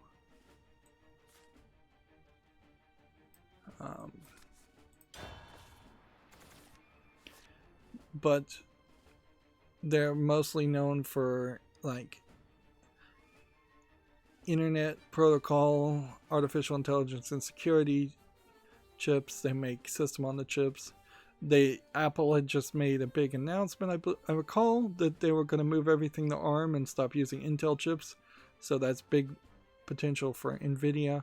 But also NVIDIA could lose focus and drop the ball. We are also talking about NVIDIA that just announced like $1,000 video cards. And I don't think ARM's technology is really going to show up in video cards anytime soon. Although we might start to see some ARM chips in cell phones using more NVIDIA technology, more than likely what we'll see is NVIDIA making servers that are designed for AI using ARM and NVIDIA combined technology. It's all very much up in the air as far as what the merger would look like as far as the technologies, if there actually would be any merger between the technologies at all. There is a deep long-running argument versus the reduced instruction set types of processors that ARM make versus the complete instruction set that are made by Intel. And Intel, for the longest time, and the basic logic seems that a complete instruction set would be the right type of processor because it could be way faster, but in practicality it doesn't always mean, and very often doesn't mean that it does, because compilers are just not that great at converting commands from programs into a complete instruction set command versus the compiler just breaking it down into a smaller group of commands, which the reduced instruction set could do. So this probably makes no sense to anybody, but to give an example, let's say the complete instruction set Intel chips have a command called multiply. Just multiply, so 2 times 2. Let's go 2 times 3 for this example. So Intel chips, you can say multiply 2 times 3. In one cycle, it'll spit out 2 times 3 equals 6. Now, let's say the ARM command doesn't have multiply. Now it does, but let's just say, for argument, it didn't. Then what the same code, when being compiled for an ARM processor versus an Intel processor, would do is it would take that command, the compiler would, that says multiply 2 times 3, and it would say command 1 add 2 plus 2, command 2 2 plus 2, command 3 2 plus 2, which is the equivalent of multiply, although now you have 3 addition commands that would take 3 cycles. So in theory, this reduced instruction set command to do something as simple as multiplying takes 3 times as long as the complete instruction set Intel processor. But in practicality, when you're talking most commands, the complete instruction set doesn't use the multiply command either. So in practicality, the compilers will break down it in such a way that it would just be 2 plus 2, 2 plus 2, plus 2 plus 2 for both a reduced instruction set and a complete instruction set chip. And so it's just easier to be more efficient and more power efficient and have less commands. And it is very much the military approach to thinking, in the sense that you break down a human being and you teach them to march left, right, instead of having an entire army that has 100 different ways in which they could walk from point A to point B. You just simplify the language there. And yeah, some code will definitely benefit from a complete instruction set, but the vast majority of code doesn't, particularly when the vast majority of calculations are simplistic calculations. Just where do I put a pixel on a screen? How do I do simple calculations in math? And the heat produced from an Intel chip and the cost for an Intel chip and the parallel speeds that Intel chips offer are all factors that have not been positive enough to make Intel chips maintain their dominance. In the old days, you used to have a math coprocessor with the 8088 or the 8086 chips, because those first generation PC chips, which probably aren't first generation PC, they're first generation for the 80 series. Those processors were so small and so limited that that you needed a whole secondary processor just to do basic math faster. Moving on, we have a TechRaptor article. Bungie CEO has denied Microsoft acquisition rumors. It's possible, certainly believable, that Microsoft would buy Bungie, since Microsoft has been on a buying spree. But also, it's worth mentioning that Bungie just kind of got out of their basically being under Activision's control in 2019. So the idea that they would once again lose their independence is not something I think Bungie wants to do. That being said, with the economy, anybody can be acquired by anybody, and shooting down these rumors now probably is the right move, even if they are in talks. But then there is a possibility that if there's a shareholder meeting at Bungie, if Bungie is a public company, or a shareholder meeting at Microsoft, and they are directly asked if they're in talks to acquire companies, at a certain point you have a due diligence legally to tell the truth there. But telling a news reporter that the rumors are not true is fairly easy to get away with, and it's much more a stock manipulation to be coy about it and imply that the rumors are true if they aren't true, because then you may be actually committing fraud at that point if you're trying to trick people into buying your shares and on rumors of an acquisition. But that certainly happens. It happens a lot.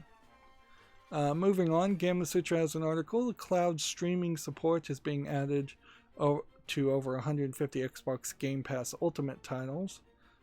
Let's see.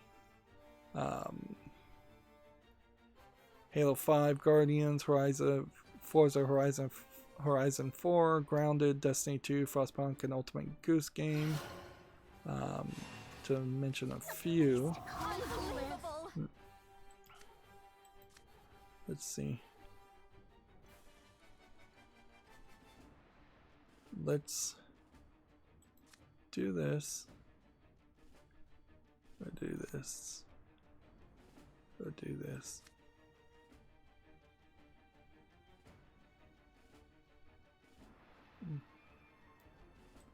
If I do this one.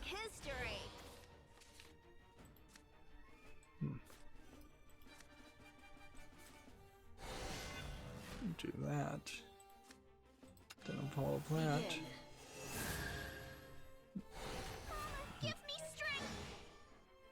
I'll claim unbelievable. This one subtracts every time something is destroyed or evolved. And there's probably a better way to destroy it.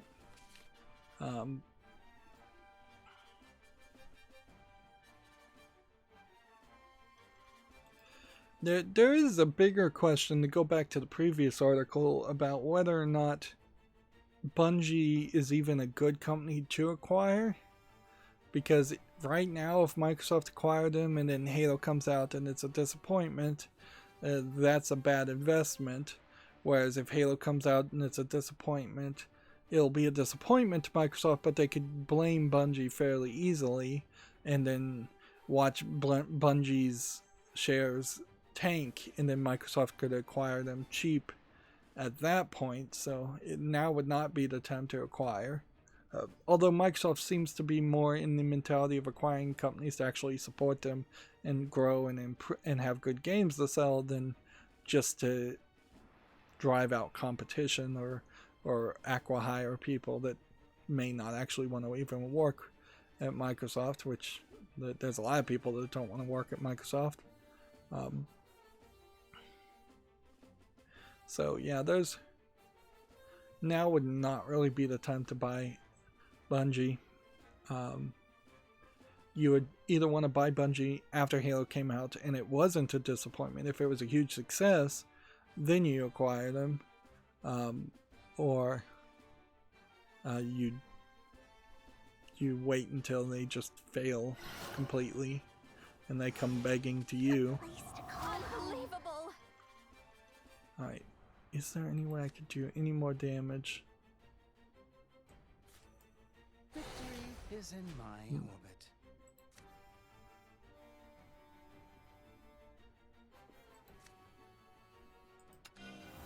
Sleep.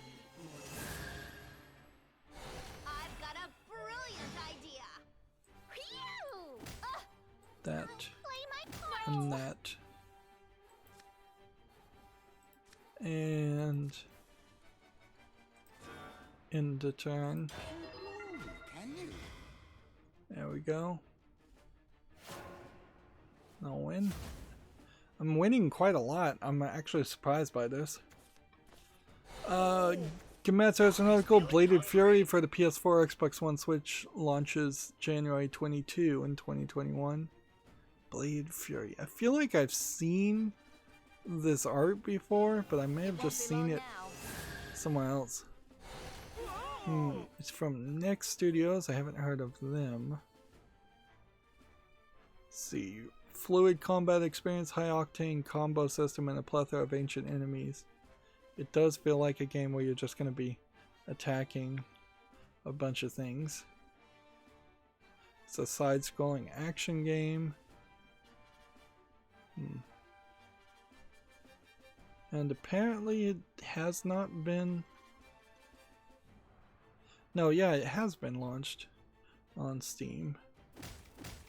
So, let's see. Here's Bladed Fury. It's rated very positively. It's on my wish list.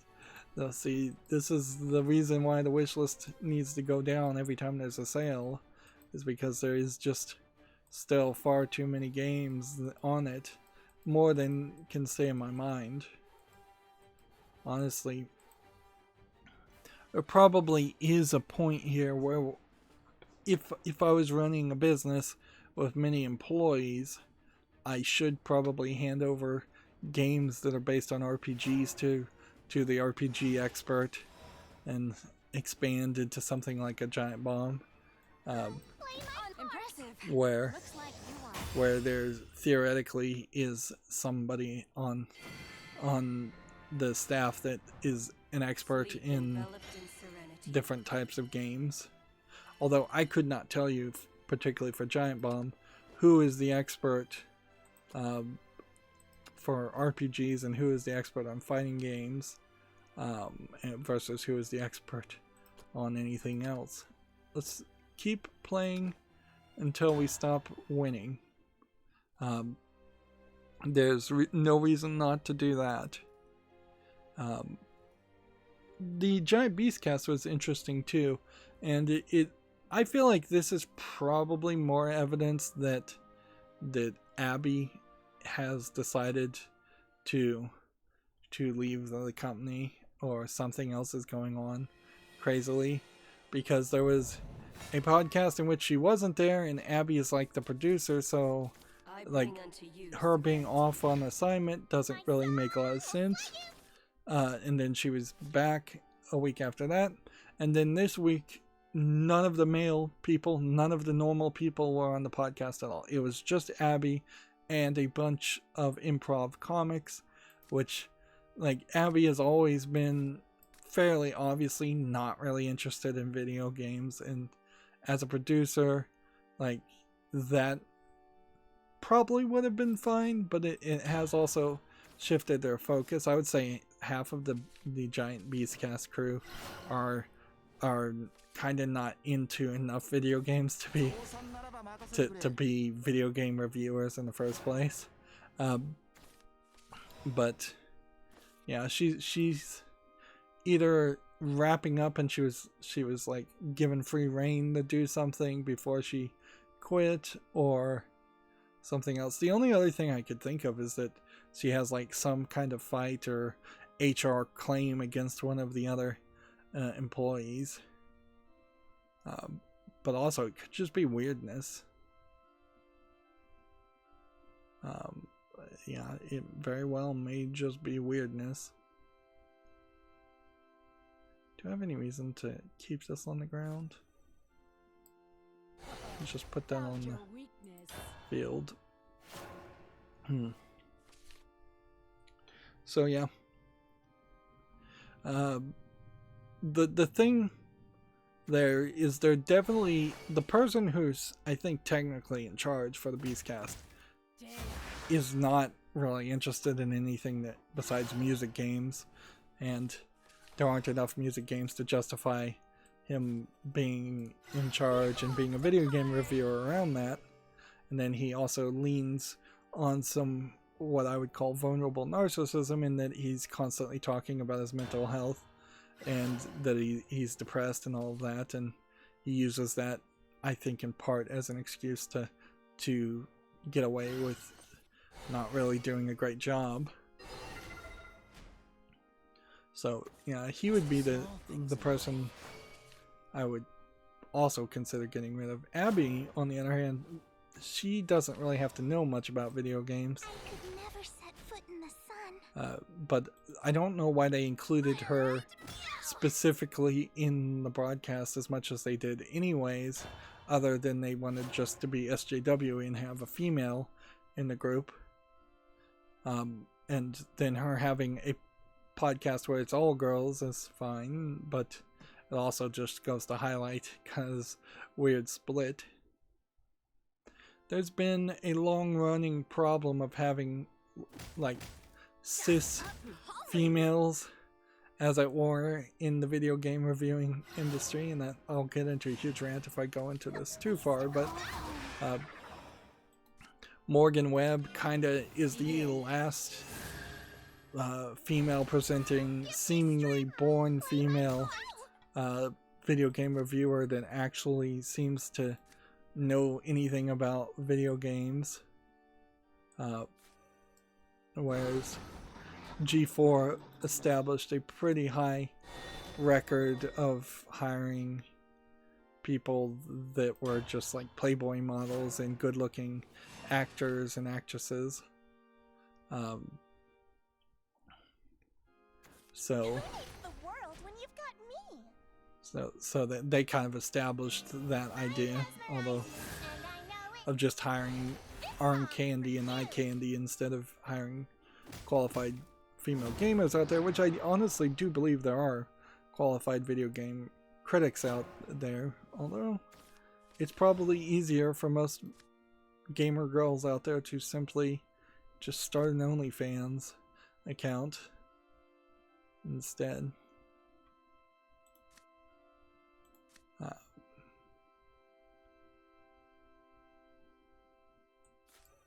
Can you keep me company? Awaken. Get that.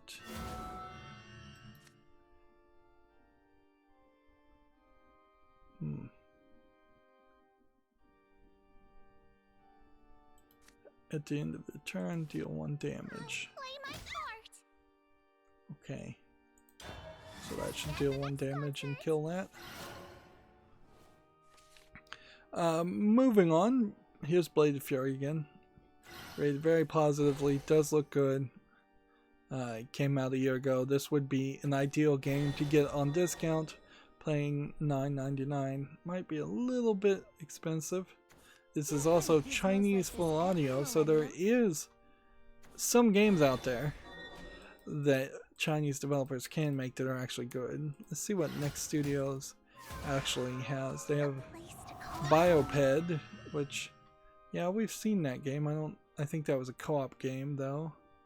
We have a game called Crown Trick. We have Metal Revolution. There's another conceit. Let's see, there's a game called Unheard that's on the wish list. There's Ours Fall game that's on the wish list. Death Coming is on the wish list. So there's several games here from this developer / publisher. So yeah, I should probably do like a little mini series. If I had more of a budget, that's what I would do, is I'd just get all of these games and do a little mini series around January 2021 when it's coming out for the Switch, because that brings back some relevancy to the game. There we go. We won the Rebirth of Glory card pack and 50 rupees. Sleep enveloped in serenity. But there's a problem here in that we are still getting win streak bonuses. So there's no reason to stop playing until we lose. Like, getting 7 victories in a row either shows that our Portalcraft deck is way better than I thought it was, or I'm just getting extremely lucky. Let's see. Gematsu has a game called Iris.Fall for PS4, Xbox One, and Switch, launching January 8th. This is that game I just saw. Wow. So clearly Next Studios and PM Studios got together and made some announcements. This is a puzzle game, and yeah, that does beckon a very good reason to have a mini series around December around those games. Unfortunately, I almost certainly don't have enough time to record and schedule and get all of that to happen.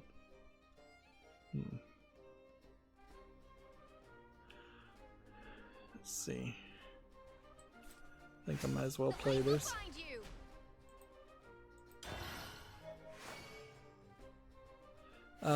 Endemic Creations, the creators of Plague Inc., has put out their fake news update available to everyone. I assume this is for Plague Inc. as a new scenario. It's just going to be one scenario, and I haven't played Plague Inc. in a long time, so I mean, that would make a good argument to go back and play it some more, but it also would make a good argument to not do that and play something different.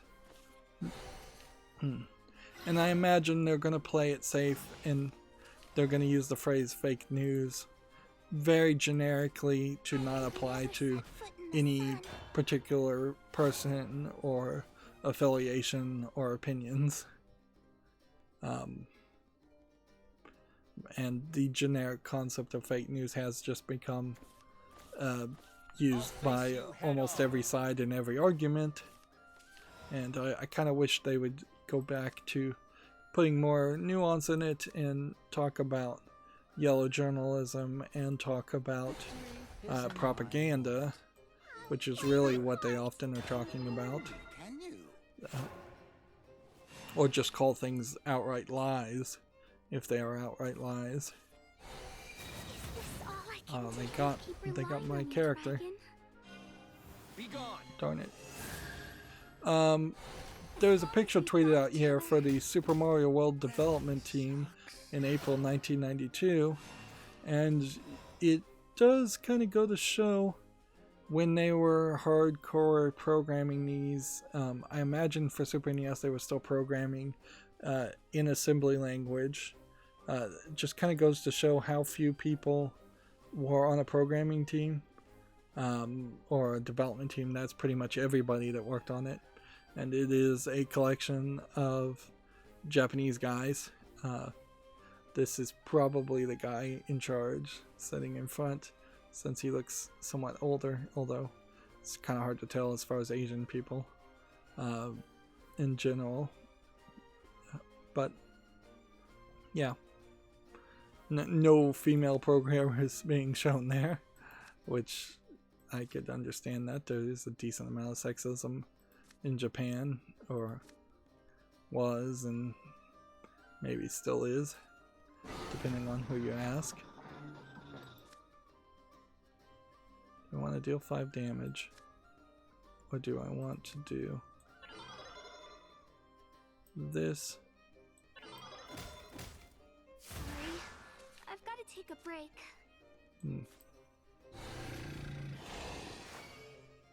And do I want to evolve? Begin. I'm gonna just evolve this and see if this works.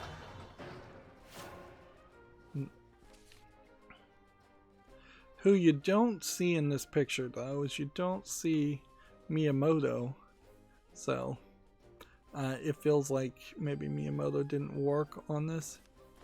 Witness the fury of my curse. And here they have a giant rear projection TV, which rear projection TVs were rather good at showing old images. They did have a problem. But yeah, kind of a blast for the past, and that certainly is something you just aren't going to see mentioned or shown a lot, is the inner workings of Nintendo from the Japanese side. Sleep. Evolving this is probably a mistake, but whatever.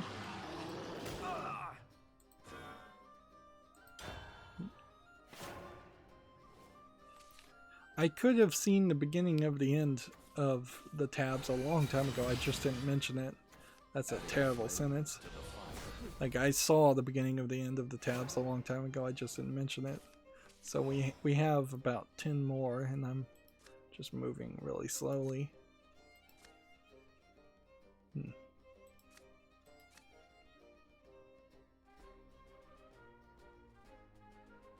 Enemy follower. Awake before the inferno. And attack. And end the turn. Next we have a game on Steam here called The Stranger VR, which looks like it's an attempt at a actual game. It's called Unedited 11 as a subtitle. I don't know what that would mean. And if any of the screenshots would load. It's $8.99, which is a little cheap for VR. It's a first-person shooter. It's English only. I think I might be willing to put it on the follow list, but there is definitely a possibility that this is just a lot of empty areas with one or two creatures chasing after you. Although, playing something that is effectively Quake in VR is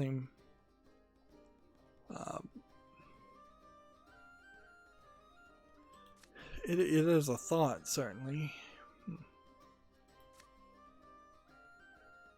Defense or attack has been raised. Has the defense or attack been raised?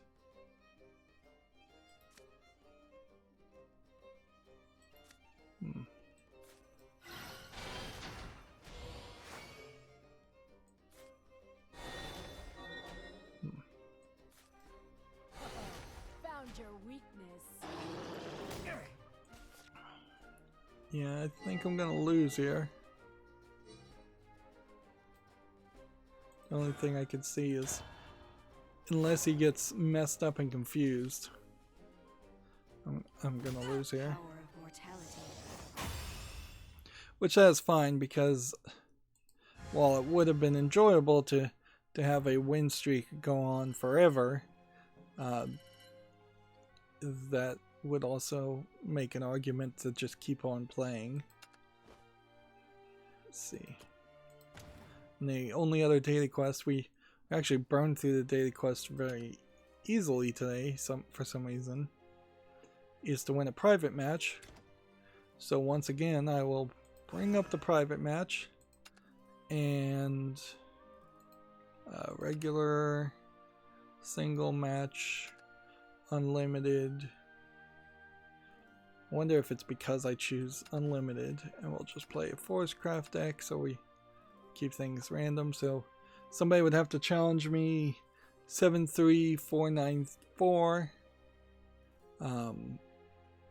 Perhaps at some point, if I grew a friends list of people playing me, I could invite friends at this point. Are any of these people online?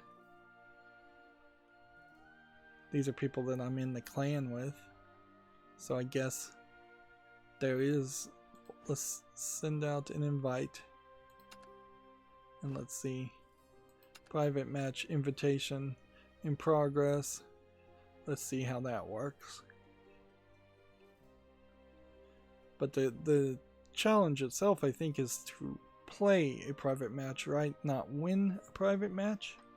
Because there's a big difference in that.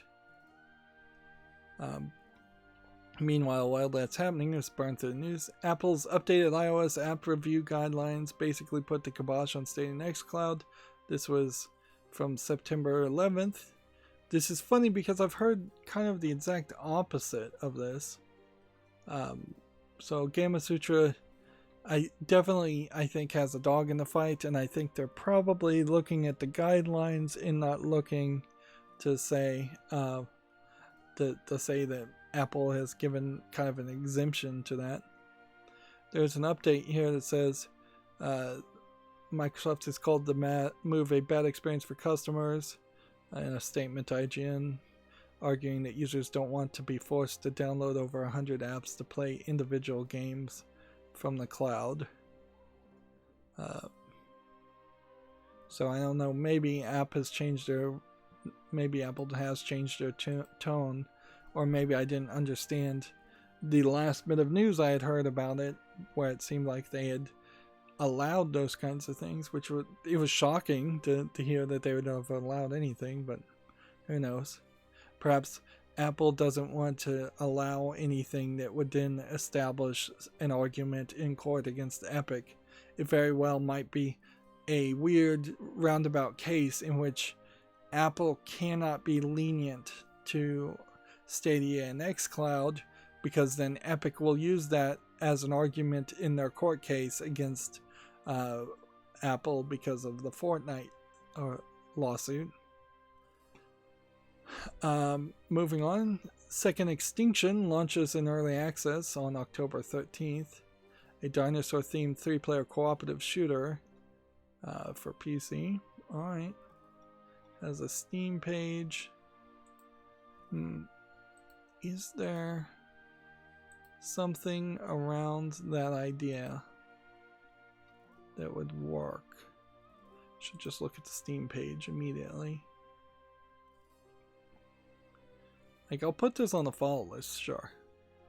But is there really a game where you play basically as Turok running around fighting dinosaurs?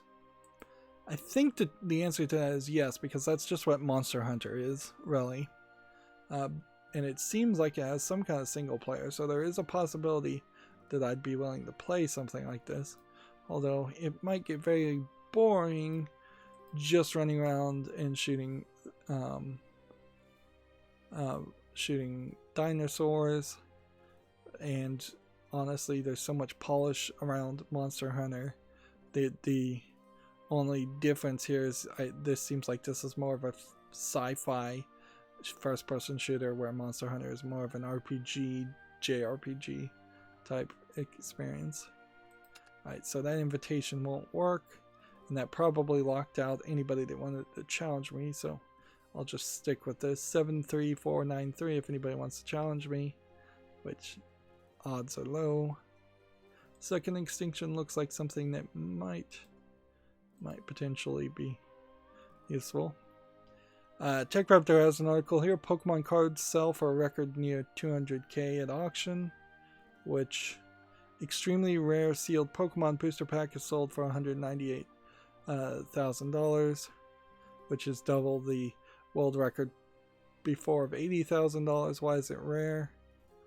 It was the first set ever made, and it comes from a very low print. It includes 396 cards from 36 boosters, which contain 11 cards each because of the set is unopened. It's likely that most or all of the cards are in gem mint condition, which is basically 10 out of 10 for cards condition. Okay. So, the funny thing here is, I probably don't have cards that are quite like this, but in my massive Nintendo collection, I might have some Pokemon cards that are somewhat along that level. that would be crazy, certainly, and I'm not looking to sell any of them. But I would certainly be tempted. If somebody offered me $200,000, I'd say, okay, you can have my entire Nintendo collection for $200,000, but you've got to take it all as is, no questions asked, no backsies type thing. I would definitely be tempted around that idea instead of giving it to a museum where it really belongs. Let's see. Moving on, we have Star Wars Squadrons Hunted CG short. Honestly, I believe if I looked at all the Pokemon cards, they probably are all open. They probably are in fairly bad condition. I wouldn't be surprised if they're all destroyed and they're not worth anything. I wouldn't be surprised if my entire Nintendo collection is barely worth a couple $1,000s. Anyways, Star Wars Squadrons Hunted CG short. So Star Wars Squadrons is trying to like promote itself, which good for it. I'm not 100% sure what Squadrons particularly is, if that's the new XCOM versus TIE Fighters style game. I think it probably is. TechRaptor has a blog opinion piece here. Ubisoft forward, 2 steps back. Failure to address allegations. Yeah. We've all seen it before.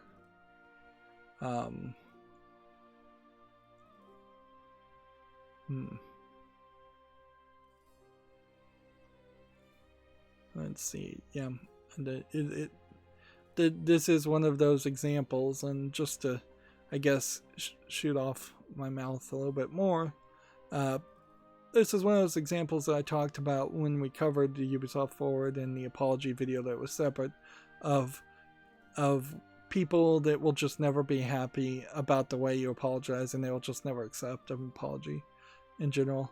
I'm very split between whether apologizing in certain scenarios is ever a good thing or not. In politics, it seems like it's completely worthless to apologize for anything. In pretty much all business, it seems like it's completely worthless to apologize for anything. Although Bar Rescue and John Taffer seems to be very heavy on the idea of apologizing, I think he may just be a weird outlier there. Perhaps when running a bar and dealing with bartenders and people, which is a small, tight-knit group of employees, perhaps at that point you do have to deal with people and you can't just fire them and get rid of them and replace them that easily. At that point you start considering people's feelings and apologizing. But in any bigger level of dealing with people, once you have thousands of employees and they're all replaceable and their opinions don't matter and their feelings don't matter, and the same is true for politics too. Once you're just representing millions and millions of people, at a certain point it's not beneficial to apologize ever for anything, regardless of whether you feel bad about it or not. And certainly even in small individual situations, I definitely have felt like even a person apologizing one-on-one is not the right move, even if you are the guilty party there, or feel like you should apologize, because then the other person just uses it against you and then announces that there is this danger that you take someone aside and you apologize because you stepped on their foot, and then they announce it and broadcast it and go, she stepped on my foot, she even apologized and admitted it was her fault.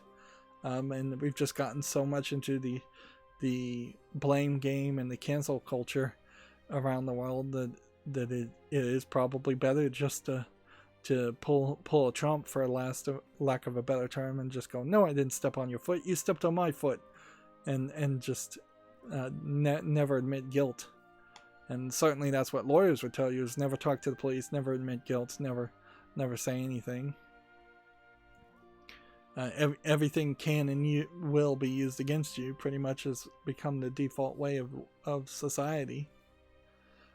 Anyways, moving on, we have a Tokyo Game Show 2020 online lineup has been updated with, I think, HappyNet information. So we've got several Japanese Tokyo announcements. Major Nelson said that they were going to do a Microsoft presentation showing off the Xbox at Tokyo Game Show, and they literally said straight up that there was just not going to be anything for the Western audience. There will be no new announcements. It will just be them talking to a Japanese audience about the Xbox Series S and the Series X, and that Westerners need not apply or stay awake to watch it. So with that kind of caveat, if Microsoft did put out a bunch of presentations where they showed off a bunch of like anime lewd visual novels or something on the Xbox Series S that was just for the Japanese audience, like that would be very weird, certainly. So I imagine they won't really mention games too much at all, because I bet they won't have too many exclusives or games to talk about. You can see in the Tokyo Game Show that you have a game here for Switch called Food Girls. That's probably not coming to the West. Yumi Nico When They Cry, visual novels. The Rio's Work Is Never Done, I think, is a visual novel. Probably all of these are visual novels. Panty Party Complete, coming to the Switch. Jack Jian, I think, is also a visual novel. So, yeah. The biggest thing I think you would take from the Tokyo Game Show in particular is just the fact of how many games will be announced and when they're planned to come out. If there's less games than average being announced and the release dates are pushed further back, then we know the pandemic is still affecting Japan fairly badly, which last time I heard was. Whereas if they come out all blazes blazing, and there's way more games announced, and they're going to make a hard push for a lot of games next year, then that would be slightly surprising. Here we have a game on Steam called D100 Dungeon Computer Companion. Seems like it's not really a game as much as it is a dungeon generator. And I would suspect there are probably free websites that would let you create things like this. Probably better websites and free websites. This is $12.99 English only. I would also kind of hope that any kind of Dungeons and Dragons dungeon creator would also support more languages than English. So this isn't a game, and it doesn't look like a particularly good product in general for that price. Let's see. The Genshin Impact The Boy and the Whirlwind story video has been released. If people want to watch that. I'm not sure what kind of game this is. It's an RPG. And it's a trailer. And see if we can see just a brief depiction. It seems like it is a trailer that shows basically no actual gameplay action. So, yeah. It's a free-to-play open-world RPG game called The Boy in the Whirlwind, and it very possibly won't come to the West, although it does seem like it's going to have an English version. That doesn't inherently mean it's going to come to the West. TechRaptor has an article here. The Halo 3 ODST PC release date is set later this month, September 22nd. Very weird how the Halo collection was announced and pre-sold, and it's just taking them a very long time to release all the old games.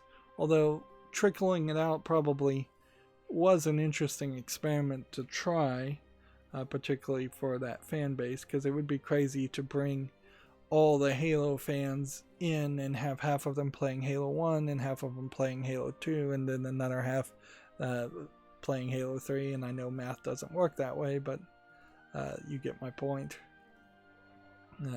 By trickling out the releases, you get a split. You don't split the fan base as much. There's a blog here about designing non-violent games, a hope punk love letter to your audience. This is probably from a developer of a game named Hope Punk that I've never heard of.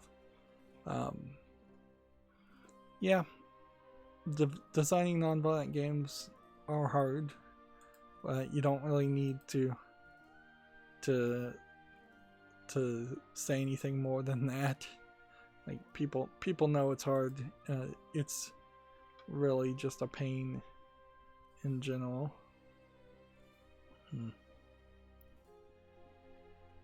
So one of the narrative lead at Ubisoft Reflections, Emily Grace Buck, put out a tweet here that got retweeted. And actually she's got several tweets here talking about how bad some of the video game schools in particular are.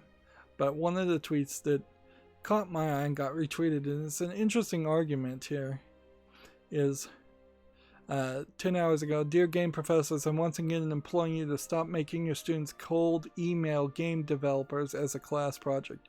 Please, please stop it. You're hurting their careers. Stop it. Schools, professors should provide networking opportunities to students. They should teach them about the industry. They shouldn't put the entire responsibility of learning how to break in to the field on the students. Many professionals are nice, but not all. That risk isn't fair. Which, in all fairness, yeah, if I was every semester getting these cold emails, these unwelcome spam emails from students trying to establish relationships with students that may not even graduate, let alone definitely wouldn't be qualified to work with, that would be very, very annoying. And generally in colleges, at least the way it used to be done, is you would invite someone to give a speech and talk to the class. And even like a virtual speech, that would make a lot more sense, to allow a professional from the industry to come in and give a presentation, prepare what they're going to say, and give it to an entire speech. You wouldn't try to have one-on-one conversations. Like, let's assume that this is a very small college class that has only 5 students. If all 5 students are emailing by on random coincidence the same person, that would be very, very annoying. There probably is a much higher issue there in the fact that I think a lot of colleges in general don't adequately educate you or give you what they claim they're giving you. I think there's a lot of colleges specific to video games that don't adequately educate the programmers and the game developers, let alone establish relationships. Digipen is kind of a example of the opposite of that, in the fact that at least for a while there, Valve employees were going every year to see projects made by the Digipen students, and Digipen is in Redmond, Washington, where Valve is suited and Microsoft is suited also. So it's a good place to potentially go to try and be a video game programmer. Whereas things like Full Sail University, I believe, are in Florida, and there's not really any game development companies in Florida to mention. And there's definitely some California-based colleges that probably have programs like that wouldn't be that useful, and just colleges in general around the world that just are not suited in the right place, and they're probably not teaching the right things. But yeah, in general, I also wouldn't recommend people getting programming degrees specified around video game design. You're better off getting a generic programming degree to start off with for your bachelor's, and then taking on for a master's or a PhD in specializing for video game programming. Transferring over to something like Digipen. Moving on, we have a game here called Facility 47. We're trying to keep an eye out for Big Fish Games being listed on Steam, since Big Fish Games recently laid off a bunch of people. This is obviously a hidden object game, which reminded me of that. This is $4.99 English only, It's not from Big Fish Games though. But yeah, if we see a month or two from now more Big Fish games getting released in the style that they used to be released, one every couple of weeks or so, then we'll assume that it's business as usual. But if we basically never see another Big Fish games listed on Steam, then that would be a bit of an indication that they are effectively out of business. Next, we have a game on Steam here called Star Blazer, which looks like this is a placement game of some sort. You build fleets and you battle friends. It seems like you build a space fleet and then the space fleet flies out and fights automatically around you. So it seems like that would be fairly boring. It's rated positively. It's $13.99. It says it's single player or online PvP, and it's English full audio. So it's a space shooter game in VR, and there's a lot of highlights of a lot of other random things, and there's not enough visual polish in my book. So yeah, I'm not gonna play that. Here we have a game on Steam called Pixel Art Mashup, which, while the game itself looks fine, that is a fairly low effort name. And if you look at all the screenshots, it seems like there's just one background, and that probably means there's only one or two enemies and you just go back and forth and fight, and that seems very generic. Early access, a game that definitely shouldn't be allowed to be early access. $3.59 was too expensive for what it's showing me, English only. So that's an easy one to skip. TechRaptor has a review for Bullets Per Minute, which is a first-person shooter game that I think also has a rhythm element to it also, which kind of makes it impossible for me to ever even think about playing. Let's see, they gave it a 7.5. They said Bullets Per Minute has nothing new to offer, but it's rhythm-based combat. Luckily, this combat is immensely satisfying, even when its surrounding structure can feel a touch empty. Pros are excellent rhythm-based combat, strong enemy design, great rock soundtrack. Cons are it's overly repetitive, there's not much content, and it feels bare bones. This definitely feels like a game that would just be satisfied with a 7.5 and would never add more content or polish itself up anymore. And that's pretty much true for any game once it hits release, or even half the games that hit early access never really polish themselves as much as they should. So yeah, I don't think I'll be playing Bullets Per Minute. Here we have a game called A Gay Love Story About Gay Love, which that definitely feels like this is just a low effort troll joke game by that title, and it looks like it is just an RPG Maker low effort game for 69 cents, English only. Nothing more needs to be said about that. Next we have a game that has some Asian characters, and it says long time no see. This looks like it's a full motion video visual novel from the tags, and I suspect this might be Korean or Japanese. If it's Chinese, that would be interesting. That is definitely something that the Chinese could double down on a little bit more, is they've got a lot of people, so there's just by numbers alone there should be a decent number of people that could act in Chinese. So going full motion video instead of animating might be a great move. This is $4.24, Chinese full audio. I'm gonna put this on the fall list and see. But that's not a style of gameplay that they've embraced.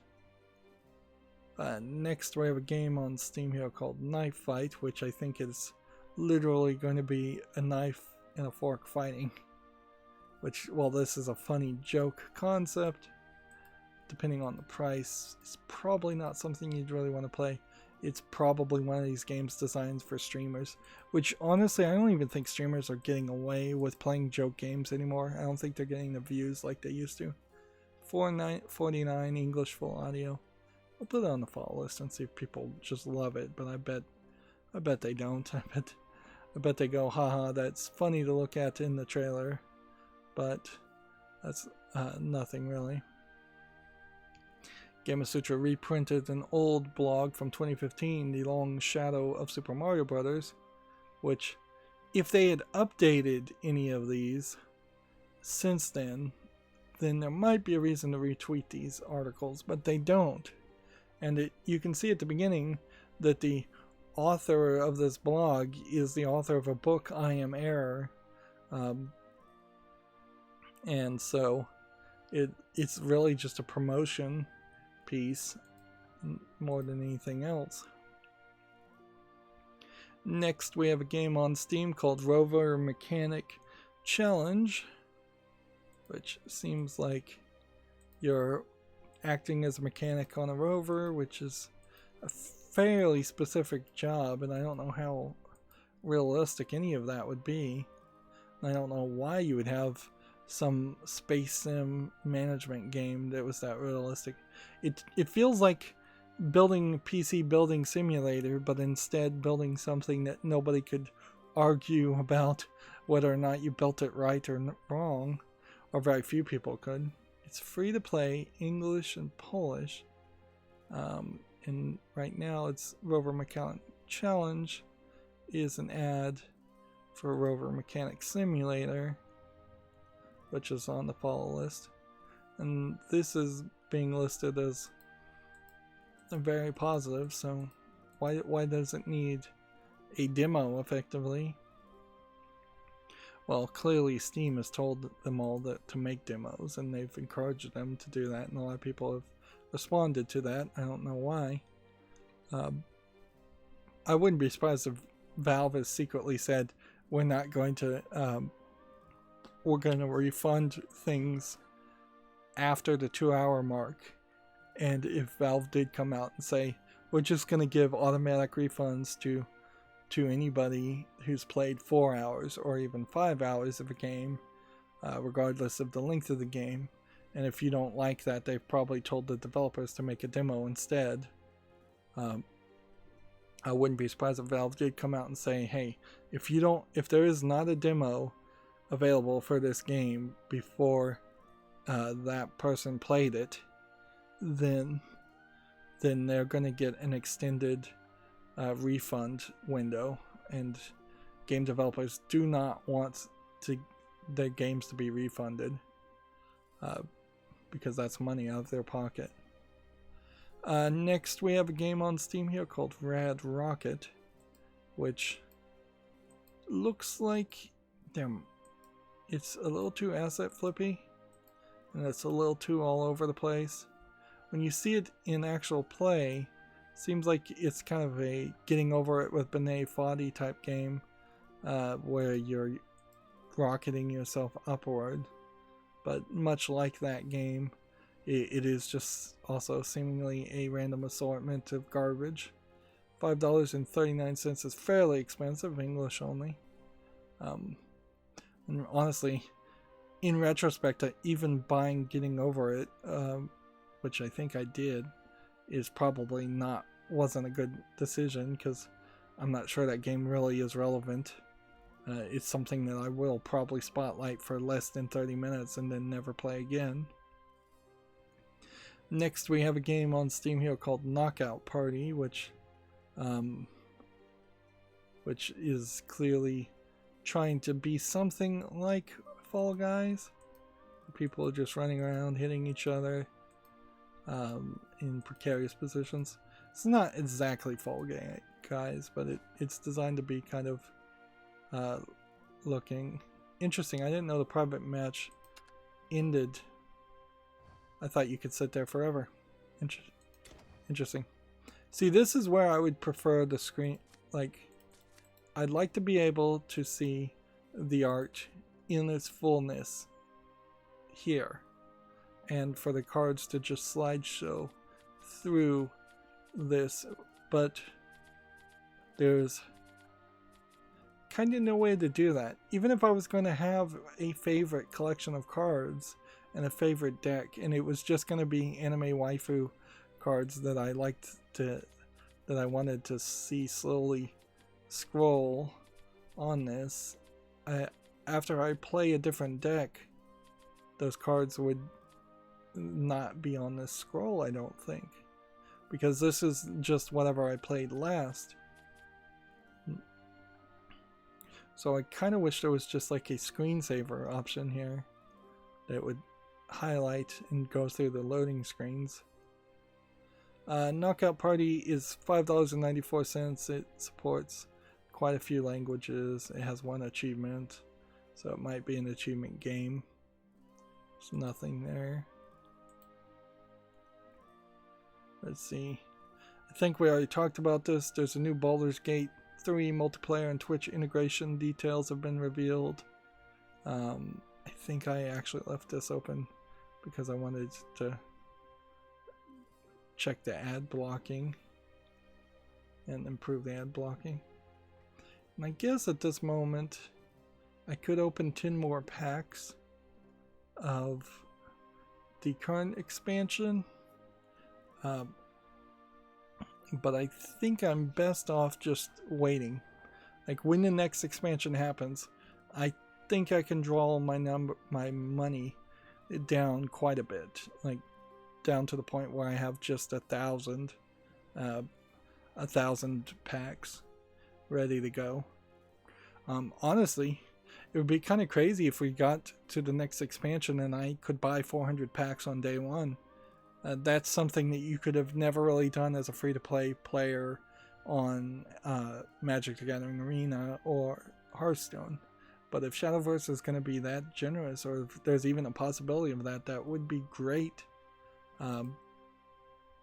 That would be totally amazing to just day one have 400 packs. Although at a certain point you probably would only want to buy 300 packs anyways, because there's a decent chance you're going to get 300 tickets anyways.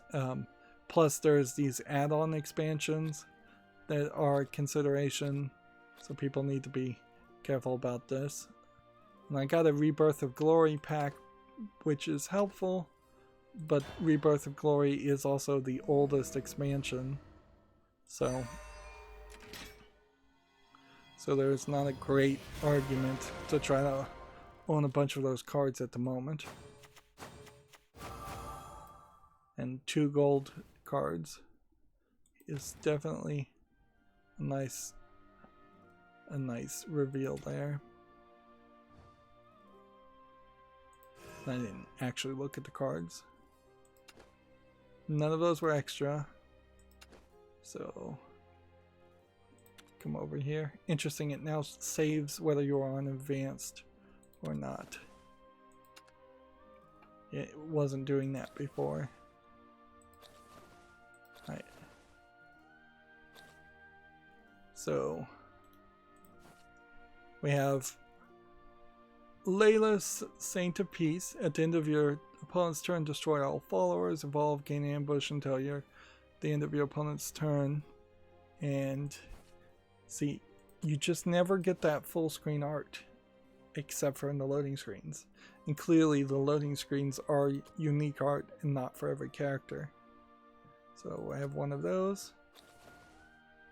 And what else new? It would have been 8 new cards. And we have a Bone Blast, summons 3 skeletons. And we have Helix Mushusu.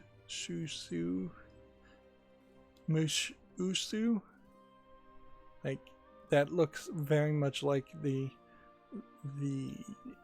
God card in Yu-Gi-Oh! The dragon card. I forget the name of the red dragon. It was something with an S, Syrinx or something. And how did I end up with only 3 new cards when there should have been 8 new cards? Oh, I missed this one. See, Dragon's Horde. Whenever an allied follower comes to play, subtract 1 from the amulet's countdown. Let summon a Dragon Sphere. Dragon Sphere at the end of your turn. Transform all allied followers without ward into Inferno Dragons. Which would be 8/8. Wow. That's a card. I'm gonna put this in the favorites. Just to see what favorites do.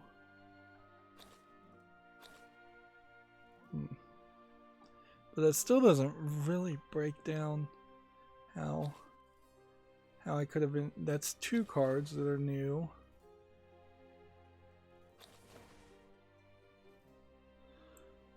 And then 3 cards and then 4 cards.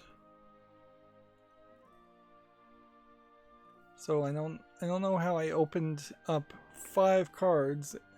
I guess maybe what I did is I opened up four new cards and I had 4 copies of something else. So like I may have gotten a second copy of this, for instance. It's about the only thing I can think. And let's see.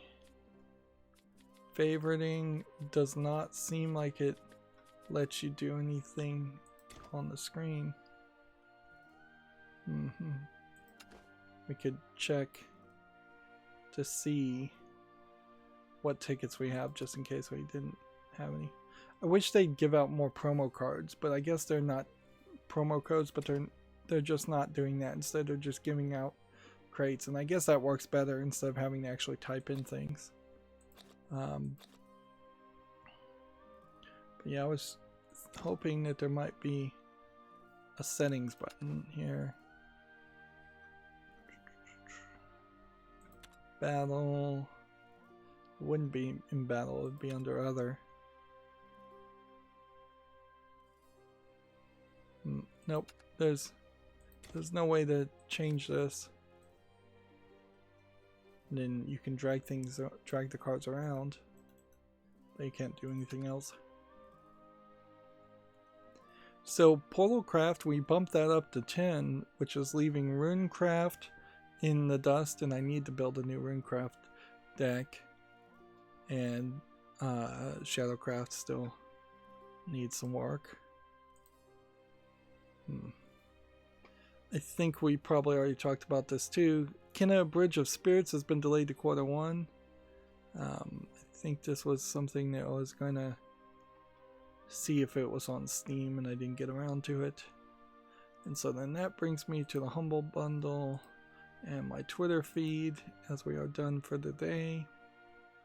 And we have a Gamma Sutra article here. Facebook's Oculus Quest 2 leaks ahead of official reveal. We'll talk about that more on Wednesday. I don't know what the Oculus Quest really could offer that would interest me. The Humble Bundle collections. Learn a new language for kids and adults. That's probably not a programming language, that's probably a spoken language. Yeah, there's no new game bundles to talk about on the Humble Bundle store. Let's see, and now I'm scrolling down my Twitter feed, and we'll see. Deep Silver Volition is looking for a senior engineer programmer, and that's listed on Gamma Sutra. I'm just going to mention some of these. PAX is still tweeting up quite a bit for PAX Alone. Steam Cloud backups are now in the RetroArch Steam beta, so that is something that would be very, very helpful. Certainly is to have those save files and those backups in the Steam Cloud, so you can go from one computer to another. Which, as I'm about to move to a new computer, there is a slight danger of losing save files, but probably not enough for me to really care. There is definitely a problem with trying to just like compress an entire Windows 10 install down to the important files, because you just don't know well enough as far as where the important files are. Windows is fairly notorious about allowing programs and applications to put files wherever they want to go. Even Linux in general is fairly notorious about that. Now there is a security enhanced Linux known as SE Linux that is much tighter on that, but it also requires a much more configuration. Microsoft Windows has implemented a similar type of experience too, that I probably will install that on my new computer, where only specific programs are allowed to touch specific folders and files to stop some of those drive encryption viruses that have been running around doing things. But you really have to start from day one expecting to get a lot more pop-ups, a lot more like verifications if you're going to do that, and that's going to be a pain for most people. Alright, well, that's going to be it for this stream. There was nothing new to talk about, being a Monday, even waiting to stream fairly later. As always, I ask you to like, share, subscribe, comment, and watch every second of my videos. If you want to friend or follow me on any social media sites, there's a whole bunch of links down below. And if you want to support me further, there's a link to Patreon, or you can friend me on Steam and get me a game off my wishlist. Thank you for watching. Have a good evening.